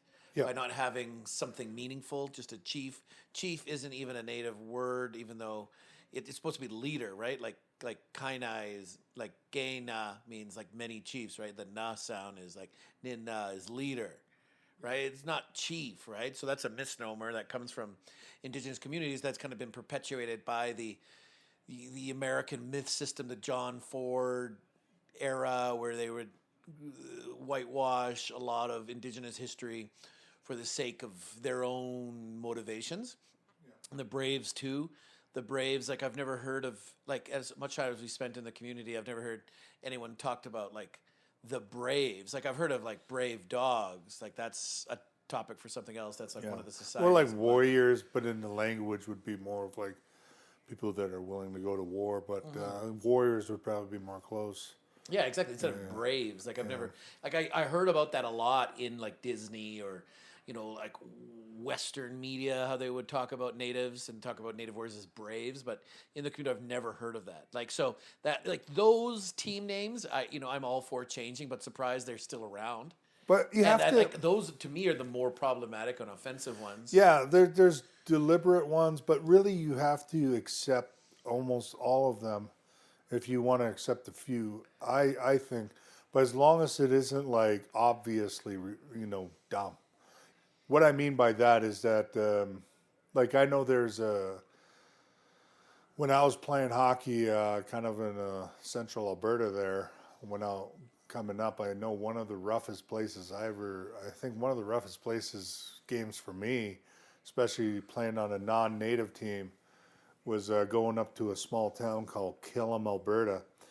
Shout out to Steve Miller. I know if you even listen to podcasts, but Steve Miller is a good friend of mine. He's from Killam, Alberta, back in the day in high school. But we used to go up to Killam, Alberta from Three Hills, and they changed their name for obvious reasons. But Killam, you could look it up. It's spelled Killam, like kill M-E-M. And Killam's minor hockey team name was Indians. So they were basically called the Killam Indians, and they would have like an Indian chief. as a face as their logo. And that's not just dumb. That's outright racist. That is outright just kind of like, racist. Yeah. It's a little obvious with your intentions there. Yeah. Maybe at least try to hide. But honestly, I played against them when they were the Killam Indians.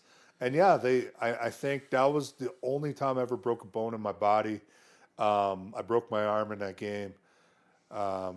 Just guys headhunting and I ended up dumping a puck and I misjudged the timing and I thought I could stop and he hit the glass. Apparently my arm was in the way. So, but yeah, that was in Killam, Alberta of all places. But yeah, they changed their name. But even shout out when you're looking at some other towns, like kind of like outside of Red Deer. I know there was a team called the Pontiacs, which is That's an actual community, right? they actually had a really cool logo. Pontiac. There were Pontiac natives. But that's the thing, like natives are some of the coolest logos. Why not have more team names like using, but I think the one thing that maybe to be more sensitive or more understanding to it is you got to recognize where you're from. Like you can't just generically just assume. Like you're not going to be calling a Scandinavian when you're in the Czech Republic. They're entirely different people, entirely different cultures. Shout out to Slovenia and the old Yugoslavian. Actually, I don't know anything about that. So, the Croatian and and all that stuff.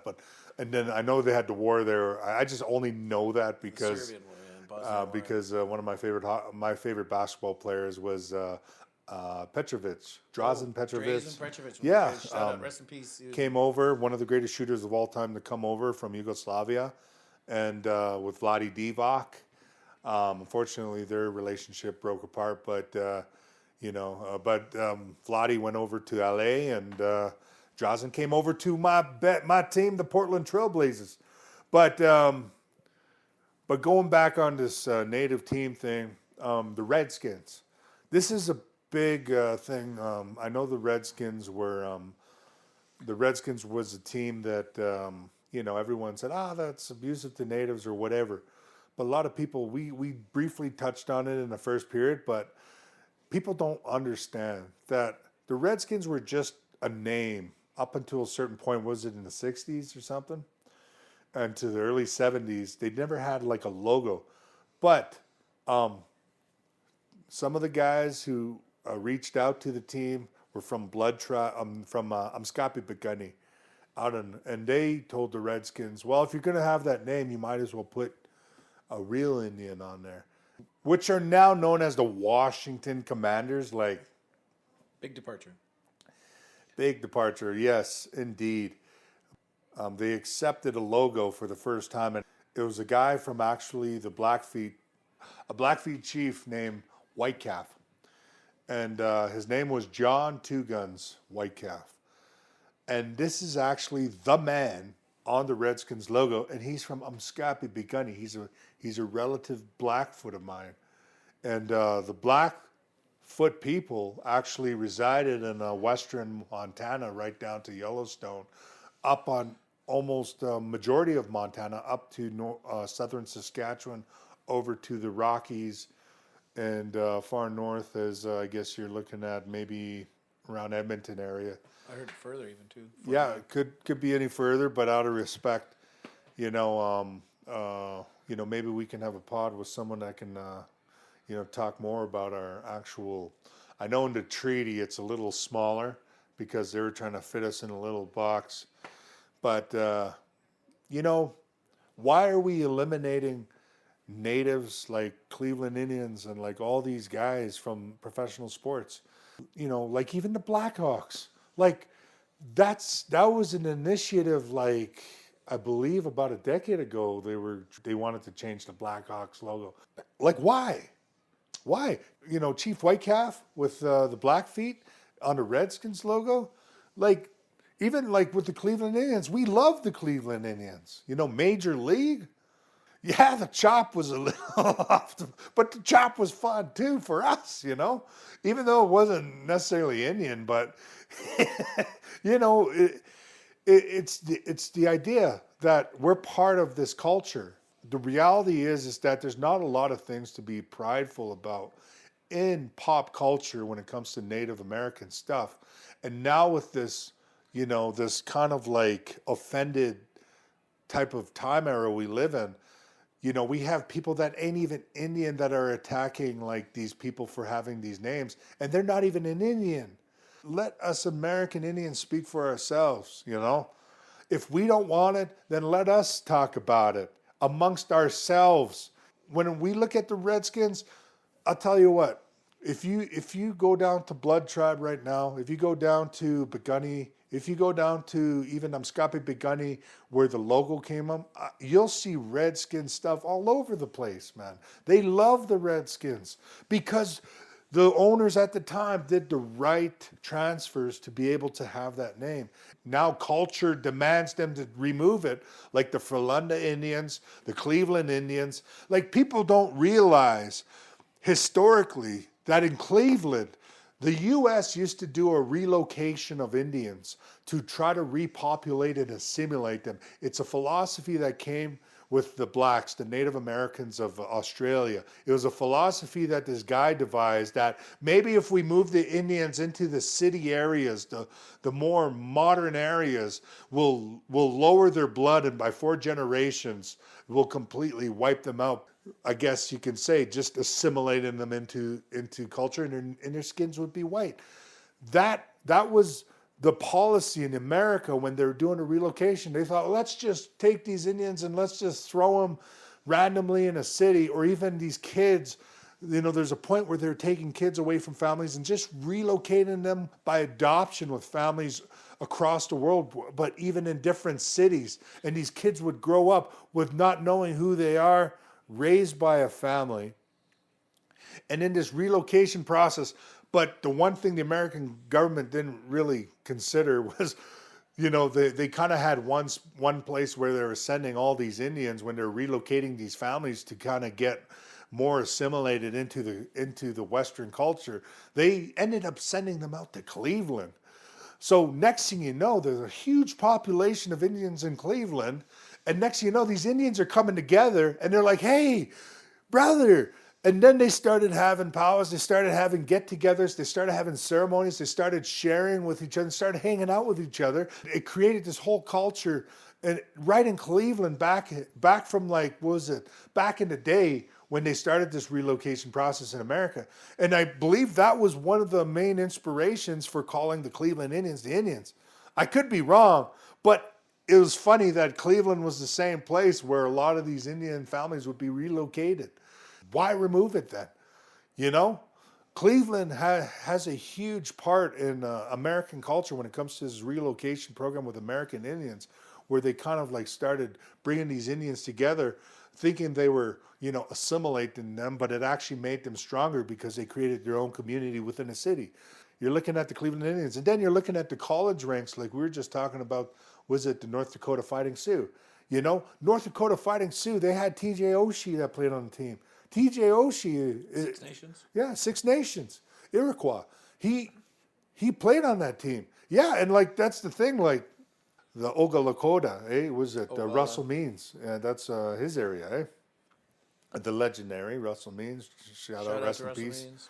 Rest in peace. Last of the Mohicans. You want to know who Russell Means? Last of the Mohicans. He was part of that AIM movement, and of course, with a lot of the AIM guys, that some of them ended up being thrown in prison for a long time, and one of them got released. Honestly, I think it isn't in anyone else's part to basically try to eliminate us from pop culture. If anything, we should just only holding these teams accountable to honor the people in that territory, because that's the thing. Like, not all Indians are the same. We have our own territory, we have our own place. And I think in each territory, if these guys want to use an Indian, great. But let's do it like the Redskins did it properly when they brought in their logo and they used the Blackfoot chief. And they basically brought in the Blackfoots, and they had a ceremony, they had a transfer, and they accepted the logo, and the logo was a chief from the Blackfoot Nation, and they represented that. And the people I know from Umskapi, Begani were proud of it, and they're still proud of it till this day. And even till this day, the family of that chief still, they want the Redskins to return. They want that logo to be put back in its rightful place, because that was an honor of a promise that was made between the original owners of the Redskins with the people. They did the proper transfer. And in our ways, if you do a transfer, that is one of the most important things you can do in life, is to transfer something to another person. And those transfers, heck, the Blackfoot have transfers from other natives, from the Sioux, from all these other nations that we have transferred, even from down when we're looking at the Dene down in Navajo area, out in Arizona and in those places, New Mexico. We have transfers that elders still do those ceremonies and transfers till this day to honor them. We use the Sioux headdress as Blackfoots to honor the Sioux in our treaty that we made with them before we started making treaties with the U.S. and Canada. All these treaties were made, and we had respect for that. Let these sports teams honor that. If Chicago Blackhawks want to maintain their logo, let them reach out to the people of Chief Blackhawk. Let them decide what they want to do with that, or if they want to honor it and they want to keep it. Don't let anyone else decide for themselves, because a lot of these people don't know what they're talking about. To me, it seems that people want to eliminate us from pop culture. People want to eliminate Native people from pop culture. This is a huge problem in sports. The more we move along, I love the Frelunda Indians. Hey, Frelunda Indians, if you guys want to bring back your name, hey, fly us out there. Zach will make you some bison soup. We will bring in the right elders to do the right protocol to do that transfer to you. Heck, you don't even have to call them the Indians. You could call them the Blackfoots, the Frelunda Blackfoots, and we will transfer you our name so that you can properly, hold that name with pride, and you guys can have the rights, the stories, and the understanding to move ahead and understand what that means. That's what it should be about, educating the people rather than eliminating it from the culture. We should be using these names and these logos and these histories to educate the people. The Redskins, that was a perfect opportunity. Let's bring in the Blackfoot people. They want to make us change our logo. Bring in the Blackfoot people, the Umskapi, Begani people from northern Montana. Bring them in. Let's sit down. Let's have a conference. Let's go right into the history of the logo, the man, John Whitecalf. Let's look at this guy and let's bring this out to the public. Let's educate them. And that's what it should be about. We should be educating people, using this as an opportunity to educate, not eliminate. Because that's the whole purpose of what the government's been trying to do since the beginning of time and relationship with the Native Americans, was trying to eliminate our history, trying to dwindle us down to fur trades and whiskey trades. That in a couple treaties, that's what our history is dwindled down to in mainstream education. Let's use these opportunities instead of to abolish Indians from pop culture, abolish our images, abolish anything that has Indian related to it, and because it's offensive. No, what's offensive is that you eliminate it and you never consult with the Native people on what we thought about it. I know there's guys who end up falling on these things, but when you look at the majority, you look at the people in those areas. Talk to the people in those areas. If you don't like our logo, why don't we sit down and say, how do you want us to change it? How do you want us to change it? How shall we honor it so that it becomes respectful to you guys again, to the people of this area, this specific area? That should be the number one thing, the initiatives that should be happening.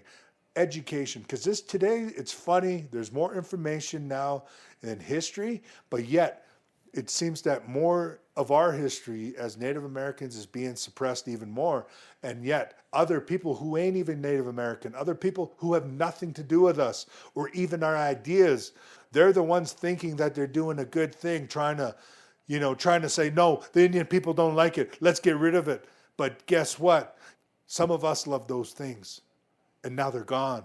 And now they're not going to bring it back because they don't want the flack. They don't want the social media negativity. Why didn't they consult with us? Why don't they consult with the people of that area? Chicago Blackhawks consult with the people of that area first. The people of the Cleveland Indians consult with the natives of that area. When you look at teams like the Fighting Sioux, talk to the Sioux people. Tell them, if we keep this name, what shall we do to honor you? That brings people together. But when you eliminate us from pop culture, that's where you divide. When you just don't consult with us, you don't ask us any questions, you just basically eliminate it off the face of the map. Like, the Frölunda Indians.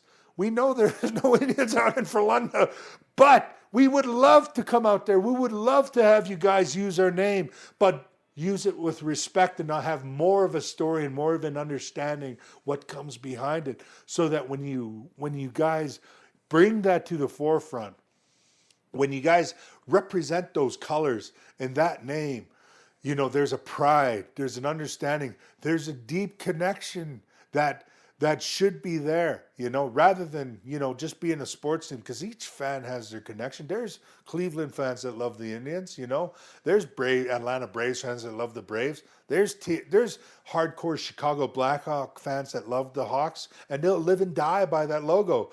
But give it even more meaning by educating them what that really symbolizes. Let the people speak for themselves. Bring them to the forefront. Let them speak for themselves. If the people of that area, most of them agree that maybe we should change it, then, get the recommendation. What shall we change it to? Or, what shall we do to change it? If we want to honor you, because we held this name, what shall we do to honor? Do it like the Redskins. They went right to the Blackfoot people, and they did it the right way. And the people told them, this is what you should have as a logo. They put it as the logo. They got the transfers, and that was the perfect way to do it. Learn from that, and now it's gone. And now the family of that chief, they want it back. But yet, the Redskins ownership, they don't want to deal with that publicity storm. They don't want to deal with that issue. They don't want to deal with the negative media. And why is it negative media when it comes to us Indians? Why is it whenever it comes to news, and if you're looking at any type of news, why does it always have to be negative when it comes to First Nations? Why can't we just have positive stories for once?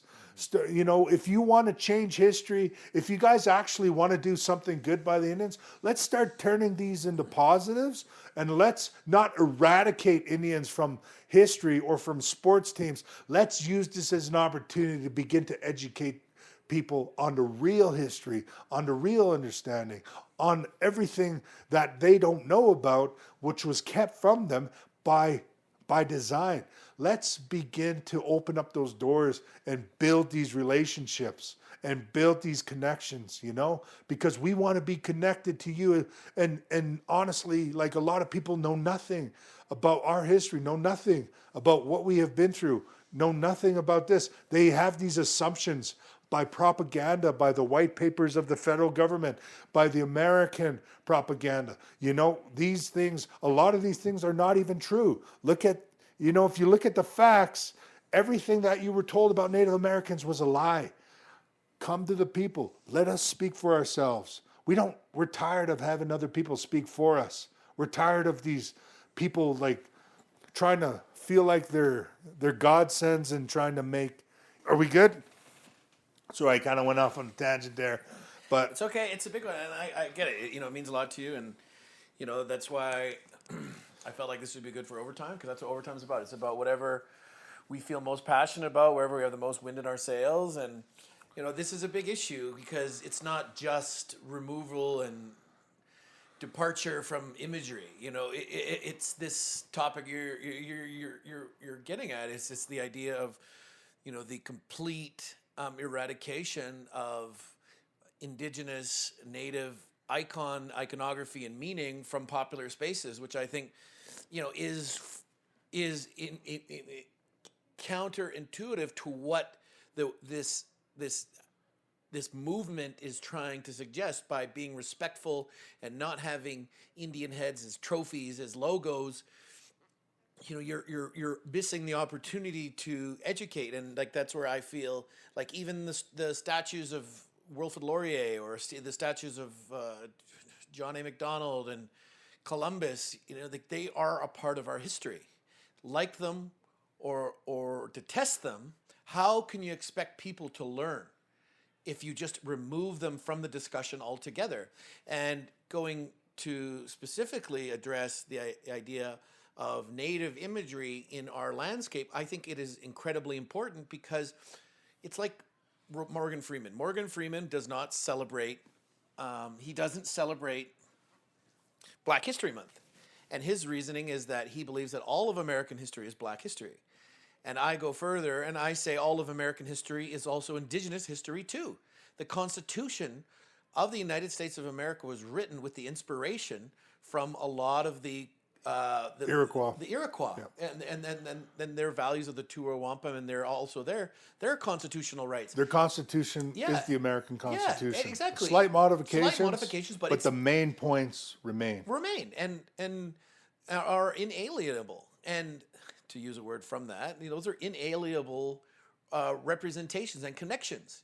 And I think the same thing goes for Canada too, in that all of Canadian history is Indigenous history as well. And we cannot move forward if we are censoring these imageries, these images and these discussions from happening. And yes, I agree with you. If we're going to have logos for sports teams and popular spaces that rely on native image systems, then there is an opportunity to do it the right way. And that's working with the local communities where these teams and these images reside and getting the ceremonies, the ceremonial transfers, learning about these from the ownership groups and the communities who are collaborating on this branding system, and make it spiritual, make it something that all groups can be proud of, like we're talking about the Redskins did with the Whitecalf family, Yep. Chief Whitecalf family and Two Guns. And I think maybe the name Redskins might be a bit problematic, mind you, because I know that was a derogatory way that Americans would refer to Native Americans. But we're Redskins, like in essence, like I know with my generation growing up, and even the one before me, to us it isn't derogatory. Like it isn't, as I guess you can say, as the N word for the blacks, yeah. But it's nothing like that. Like honestly, I find it more offensive being called a wagon burner, because I didn't burn no wagons. Yeah. but my point is that like Redskins is like, hey, like what, we're recognized as like a red. I'm like red, I'm probably close to redskin brown, as any Indian there is, but honestly, like to me, it's not derogatory, and yet historically, it's just a reference, but it wasn't crazy as anything. Like if anyone called me a redskin, like that ain't nothing to me. There are more terrible things that we've been called growing up than a redskin, to be honest. There are more terrible things that I've been called growing up. And you know what? Most of that stuff isn't even really a big deal to me. To be honest, the football team, the Redskins, they did it right. That name, once they got the transfer and it was allowed, that name became part of the transfer. So that's the one thing a lot of people need to understand. Yeah. The way we do things, when we make a deal, when we say our word is our words, and like traditionally when we smoke the pipe, that means that our word is our word, That means that we're going to hold that word, When they changed the name, they offended the Indians. That's the problem. A lot of people don't realize it. They think, a lot of these computer warriors saying, yay, we got mad at the Redskins and they changed their name. That's a win. It wasn't a win for the Indians. I'll tell you what, the family of that logo and down in Umscopy-Begunny, they're the ones who are upset. They're the ones who lost, not the Redskins. The fans of the Redskins, they're fans of the team. They love that team. Some of them still live by that name too. They don't live by the Commanders, but yet the ones who really lost were the family, because you eliminated the image of their ancestor from pop culture. it was something to be proud of for them. Why didn't you talk with them? Look at the guy on there. Look at Chief Blackhawk. Talk to the people of that area, of Chief Blackhawk's people, eh? Talk to them, you know? I agree with you 100%. And, you know, the idea of the Redskin term, you know, I think that's not for me to decide. Now, I just always thought it came from a, you know, a non-hospitable, non-generous place. And I think the crux of this is that, yeah, like work with the communities that you're borrowing the image from or using the namesake of, and do so in a way where everybody involved feels proud of what is happening, of the collaboration and the arrangement, and not just be so quick to appease people who have no skin in the game. Like I did that skin. Have no Nice skin play in the, on words. No, have no skin in the game. Like Double these people, entendre. these people who are the keyboard warriors, who are expecting some level of social justice for causes that they don't understand deeply enough to even represent accurately, and they're just representing the side of taking offense when they aren't even truly offended, and they're thinking that, you know, they're being some savior, wrestling with this savior complex for something that they don't even have a stake in. You know, and like that's, to me, is a more problematic, endemic attitude in our culture these days, where people get so offended so easily, and they run to the internet, whatever social media platform they're on, have any little modicum of influence with, and then they act as if, you know, they're this big, you know, virtue signaling champion for social justice. Yeah. And like, you know, and you look back, and it's like, if you were really this champion for social justice, where does your social justice end? Does it end with the clothes you buy, the food you eat? Talking about meat, like all the meat. Like, I'm sorry for some of the meat I eat, but I try to thank the animals. I know that they're part of a system that is very disrespectful of the animals, but, you know, like, and I know that I try to wear clothes that are a lot of secondhand clothes. That way I'm not, Yeah. you know, perpetuating the Well- empty, you know, the endless cycle of consumerism.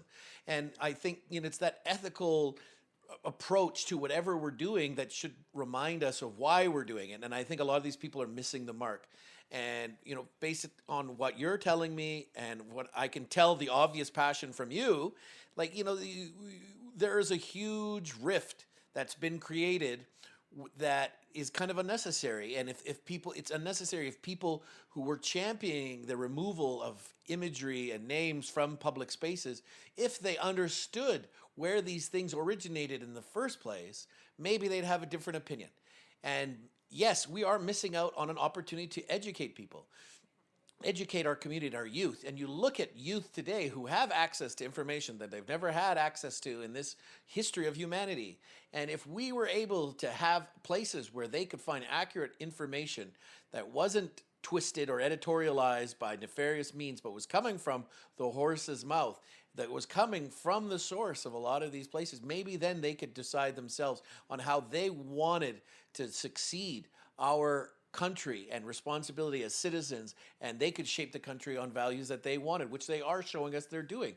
But if we give them more opportunities for truth, who's to say what kind of relationship we could have in the future where everyone is proud, not just one group, not just one political side who are the most vocal and vociferous on these social media platforms. And I think that's the big missed opportunity. And I do think it's an issue. You taught me about that one, about the Cleveland Indians. And funnily enough, Cleveland is a place where a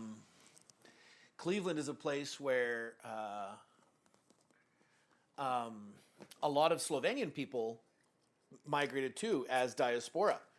Now, most people don't know that, but my Slavic relatives in Slovenia, a lot of them moved to Cleveland. There's a very large diaspora of Slavic people in Cleveland. So I kind of find it interesting that both Slovenia and a lot of the Native American population from the States are kind of concentrated there. To me, it's something that's pretty fascinating, but that's an aside.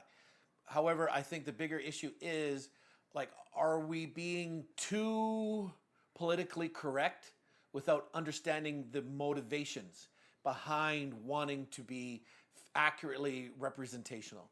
And I think at one time, why political correctness is good in many respects, at one time, a lot of these decisions were made at tables where there was a homogenous grouping of one type of people, and that was usually a wealthy Caucasian male attitude.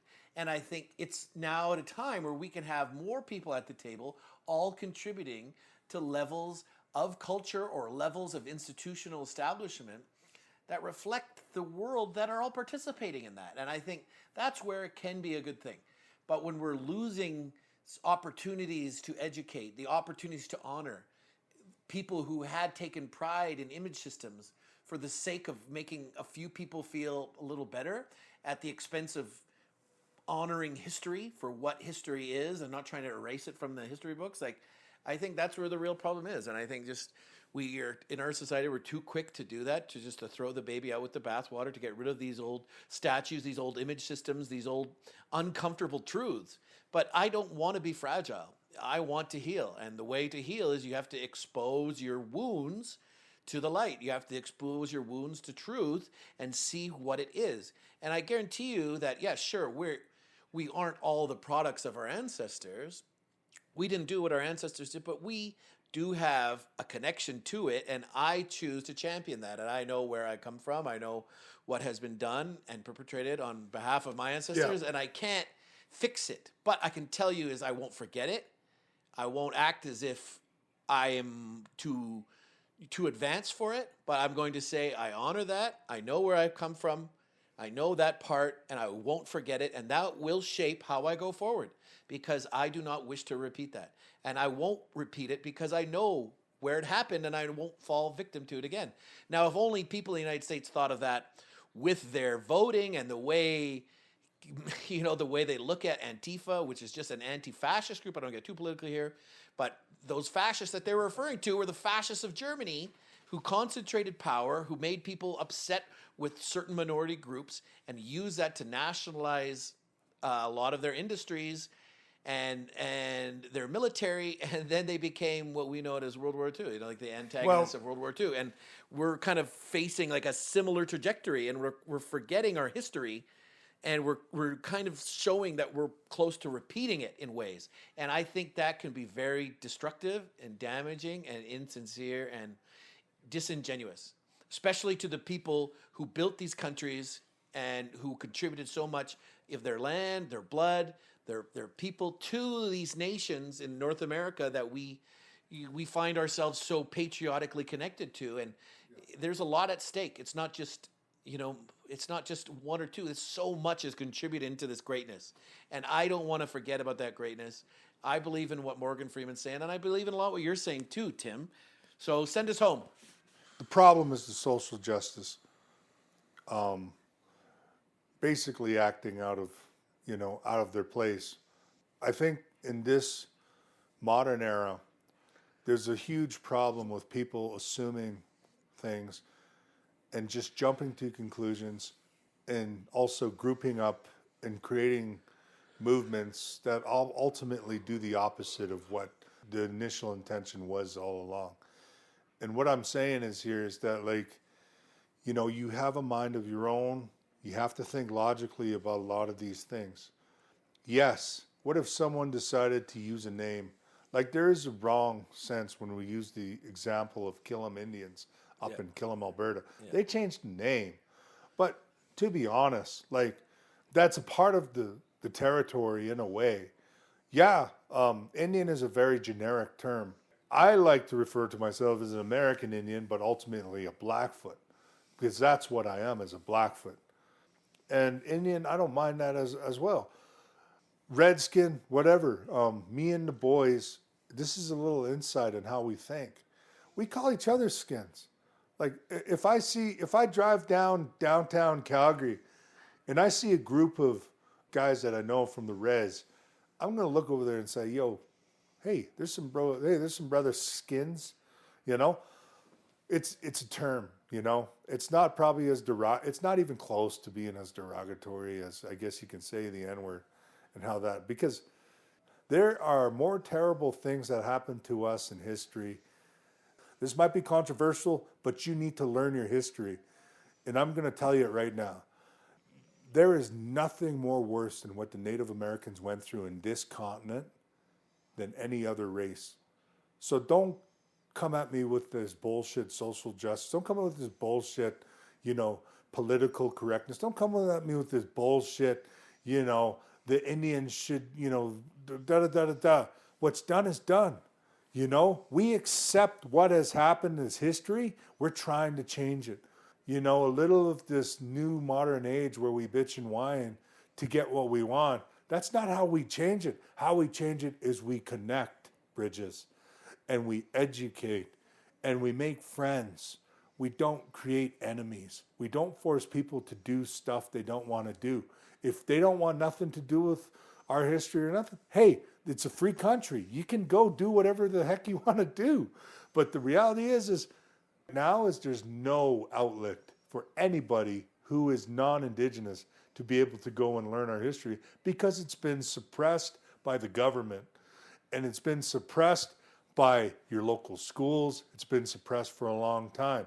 All I'm saying is that the only thing that we actually have to look at in pop culture and something that's outside the reserve was often these sports teams like the Chicago Blackhawks and say, there's a brother Indian, there's a brother skin on there, the Redskins, those were cool, like to us, because we were being represented, regardless of whatever people's interpretation of it. There is representation in culture now of us in there because all of our history and everything's kind of eliminated out of the equation. Canada purposely still colonizes us, unpurposely. Still, we're the only people in the world that actually are told we're Indian because of a blood quantum system. Now get that through your mind. There is no other people in the world, not even Palestinian, not even Israeli, not even American, not even Canadian, not even any other nation in the world, where people are told you're a people because of your blood quantum. That is terrible. And you look at it, it's still happening till today. See, I'm a Blackfoot, and I'm only deemed a Blackfoot because of blood quantum, not because of who I actually am. Isn't that a sad history? Yet, our neighbors here in Canada don't even realize that. They don't even understand the history because it's suppressed. Again, you're just taught the fur trade, you're taught the whiskey trade. Oh, and you signed a couple of treaties. A lot of people don't even realize the significance of that. Calgary would not be a city. This whole area, a lot of these cities won't exist if the treaties were not signed in the first place. That's why, treaty is always a big thing with Indians. But in reality, we need to start building bridges together. We need to start making friends. And you know what? People should be allowed to make mistakes. People should be allowed to screw up. People should be allowed, if an opportunity of recourse to round things up. There are worse things we could be worrying about, in reality. I think sports is an escape. And even to us, for us natives, it was an escape too. We love these teams. Hey, there's guys who disagree with me. Sure. Let's have those conversations. And I'll argue why I'm right. I'm just kidding. But there's nothing that anyone can really do to us that is worse than what we already been through. It could be worse. The Blackfoots are still here. We've been here for well over 18,000 years? No, well longer than that. We have artifacts that go beyond 30,000 years. We are older than Europe. Accept it. In this territory, in southern Alberta, we want to hang out. We're trying to establish ourselves, and that's our responsibility. It's nobody else's responsibility. That's my whole point. Mm-hmm. It's nobody else's responsibility to reestablish the Indian, especially the Blackfoot. Speaking on behalf of us, it's our responsibility. So don't worry about it. You don't have to go around, going on the keyboards and arguing on behalf of us and then trying to eliminate us from pop culture by eliminating our chiefs from Redskin logos. You're working against us. I'll be honest with you. Just allow us to, enjoy, the things that are Indian, and let us, be responsible for, recoursing and trying to reestablish ourselves in this modern age. If you have an issue with any Indian whatever or Indian this and that, hey, that isn't your fight. The fight belongs to us, you know? It's the people of that area. Like I said, like the Blackhawks, that isn't anywhere in my area. I'm a Blackfoot Indian. I don't know if Blackhawk was Algonquin or Anishinaabe, but I'll tell you what, I know my cousin. He's going to get after me because his mom is from the Green Bay area there, the Milwaukee. But like Alice Cooper said, you know, Milwaukee. Milwaukee. The great land. I respect Alice Cooper, love Alice Cooper. Me and him share the same birthday, except not the year, obviously, or else I'd be a retired rock and roll artist right now. But or touring around with Zach's crush, Johnny Depp, with the Undead Hollywood. But Souk, they're called the Souk people. The Soak. But all I'm saying is that, you know what? Let us take responsibility for our stuff. You know, honestly, I'm tired of the Indians bitching and whining. Honestly, I'm tired of them bitching and whining, trying to get someone else to do their work for them. I'm tired of that. I grew up, I was taught by my dad, I was taught by my grandparents, I was taught by my family, you got to work your ass off. People don't give you respect. You earn it by hard work. You earn it by how you treat others. You earn it by doing things the proper way. And and I know that to be true. I worked in the toughest industries in construction. And yeah, guys said the most craziest shit, but it didn't bother me. I heard crazier shit. You know, they could say the most racist shit. Hey man, it's fine. I'd rather know where you stand than you lying to my face, you know?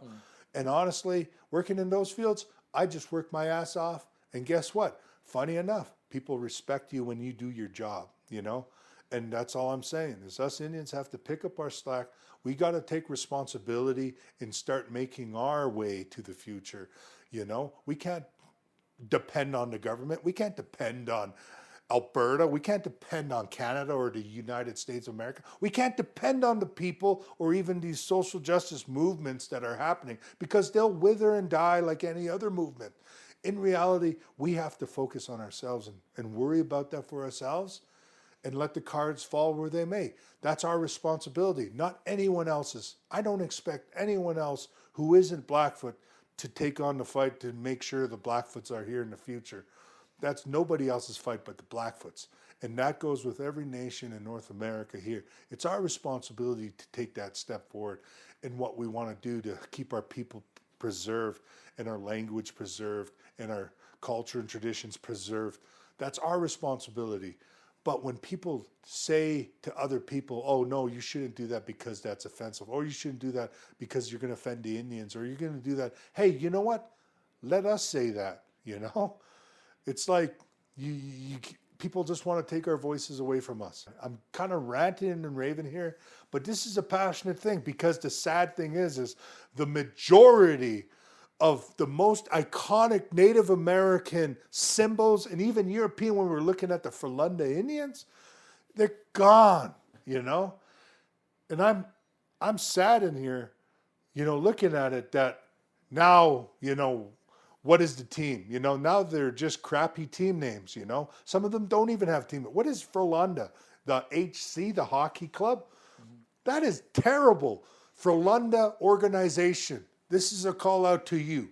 You can name yourself the Indians. You can name yourselves the Blackfoot. Just give us a call. We'll send the guys that will do the proper rights and proper transfers, and they'll give you the proper stories and the proper history so that you guys can use that and use it with pride. Even in Sweden, you know, we love you guys. We love you guys, and we love anyone who wants to support Indian imagery in pop culture. We want to support, and it's as long as you ain't doing it derogatory purposely, like, you know, to ruin or defame or whatever. But if you do it with the good intentions, then respect to you. Even if it was under bad intentions in the past, hey, there's always room for recourse. We all make mistakes, you know. That's what we need to realize in today. You know, people are not allowed to make mistakes anymore, or else it's the end of them. You know, we have to go back to reality and say, you know what? There is no perfect people. There's no perfect person. There's no perfect culture. There's no perfect anything. everyone is built on, we all have our mistakes, we all have our imperfections. We have to learn how to recourse and become better, as a people. But that's our own responsibility. We can never force somebody to do something they don't want to do. That's the reality, and we should not be fighting to do that, because that, once we start doing that, guess what? We become the fascists. We become the dictators who hate ideas. We're the ones who don't want to allow people to speak freely or be honest, even if they're terrible people. Hey, terrible people have opinions too. That doesn't mean that we have to eliminate them. It just means, hey, you know what? It's their responsibility to become a better person, not anyone else's, and we have to accept reality for what it is, that's reality. But outside of that, like my brother said, especially as a native, he said, there's nothing that you can do to me that the federal government has already done. So don't worry about it. Our fight was just blow schmo or this sports team or that sports team.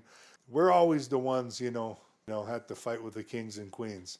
But let's leave it at that. It's whatever, but yeah, that's my end. Well, that's definitely much appreciated, Mike. That's definitely an important subject, and hopefully people do get a chance to listen to this and hear what Tim's saying, because Tim's a smart man, a passionate man, and it's not. I wouldn't say smart, but it's not just about sports. It's about, it's the reasons why we watch sports. It's the reasons we bleed for a team. It's the reasons that we'll show up for a team in any weather, at any time, whether our team is bad or good. Hear that, Flames fans? Even though our team's going to be bad for the next little bit, to show up. But I like where society is headed. Now, I don't like it completely, but I think we need some tweaking and calibrating. And definitely there's some calibrating in what's going on with the logos and things that were done the right way that should be communicated to people that it was done the right way, not forgotten. Okay, so let's take a moment to remember why we're fans of sports and sports entertainment, and let's think about a future where we're all friends and hospitable to one another, because here we are together building two of the greatest countries in the planet because of what our native brothers and sisters and their ancestors have done for us, and what our settler ancestors and brothers and sisters have done for us too. They don't want to see us always infighting when we know who the real thieves and the real crooks are. It's not the common people. Anyways, thank you for tuning in to this second episode of Quest for Fire. Hope you guys liked our podcast. You guys can reach out to us via Instagram. We're going to have a website soon. You can contact us, and maybe we'll take some live comments one day. But until then, Gyan.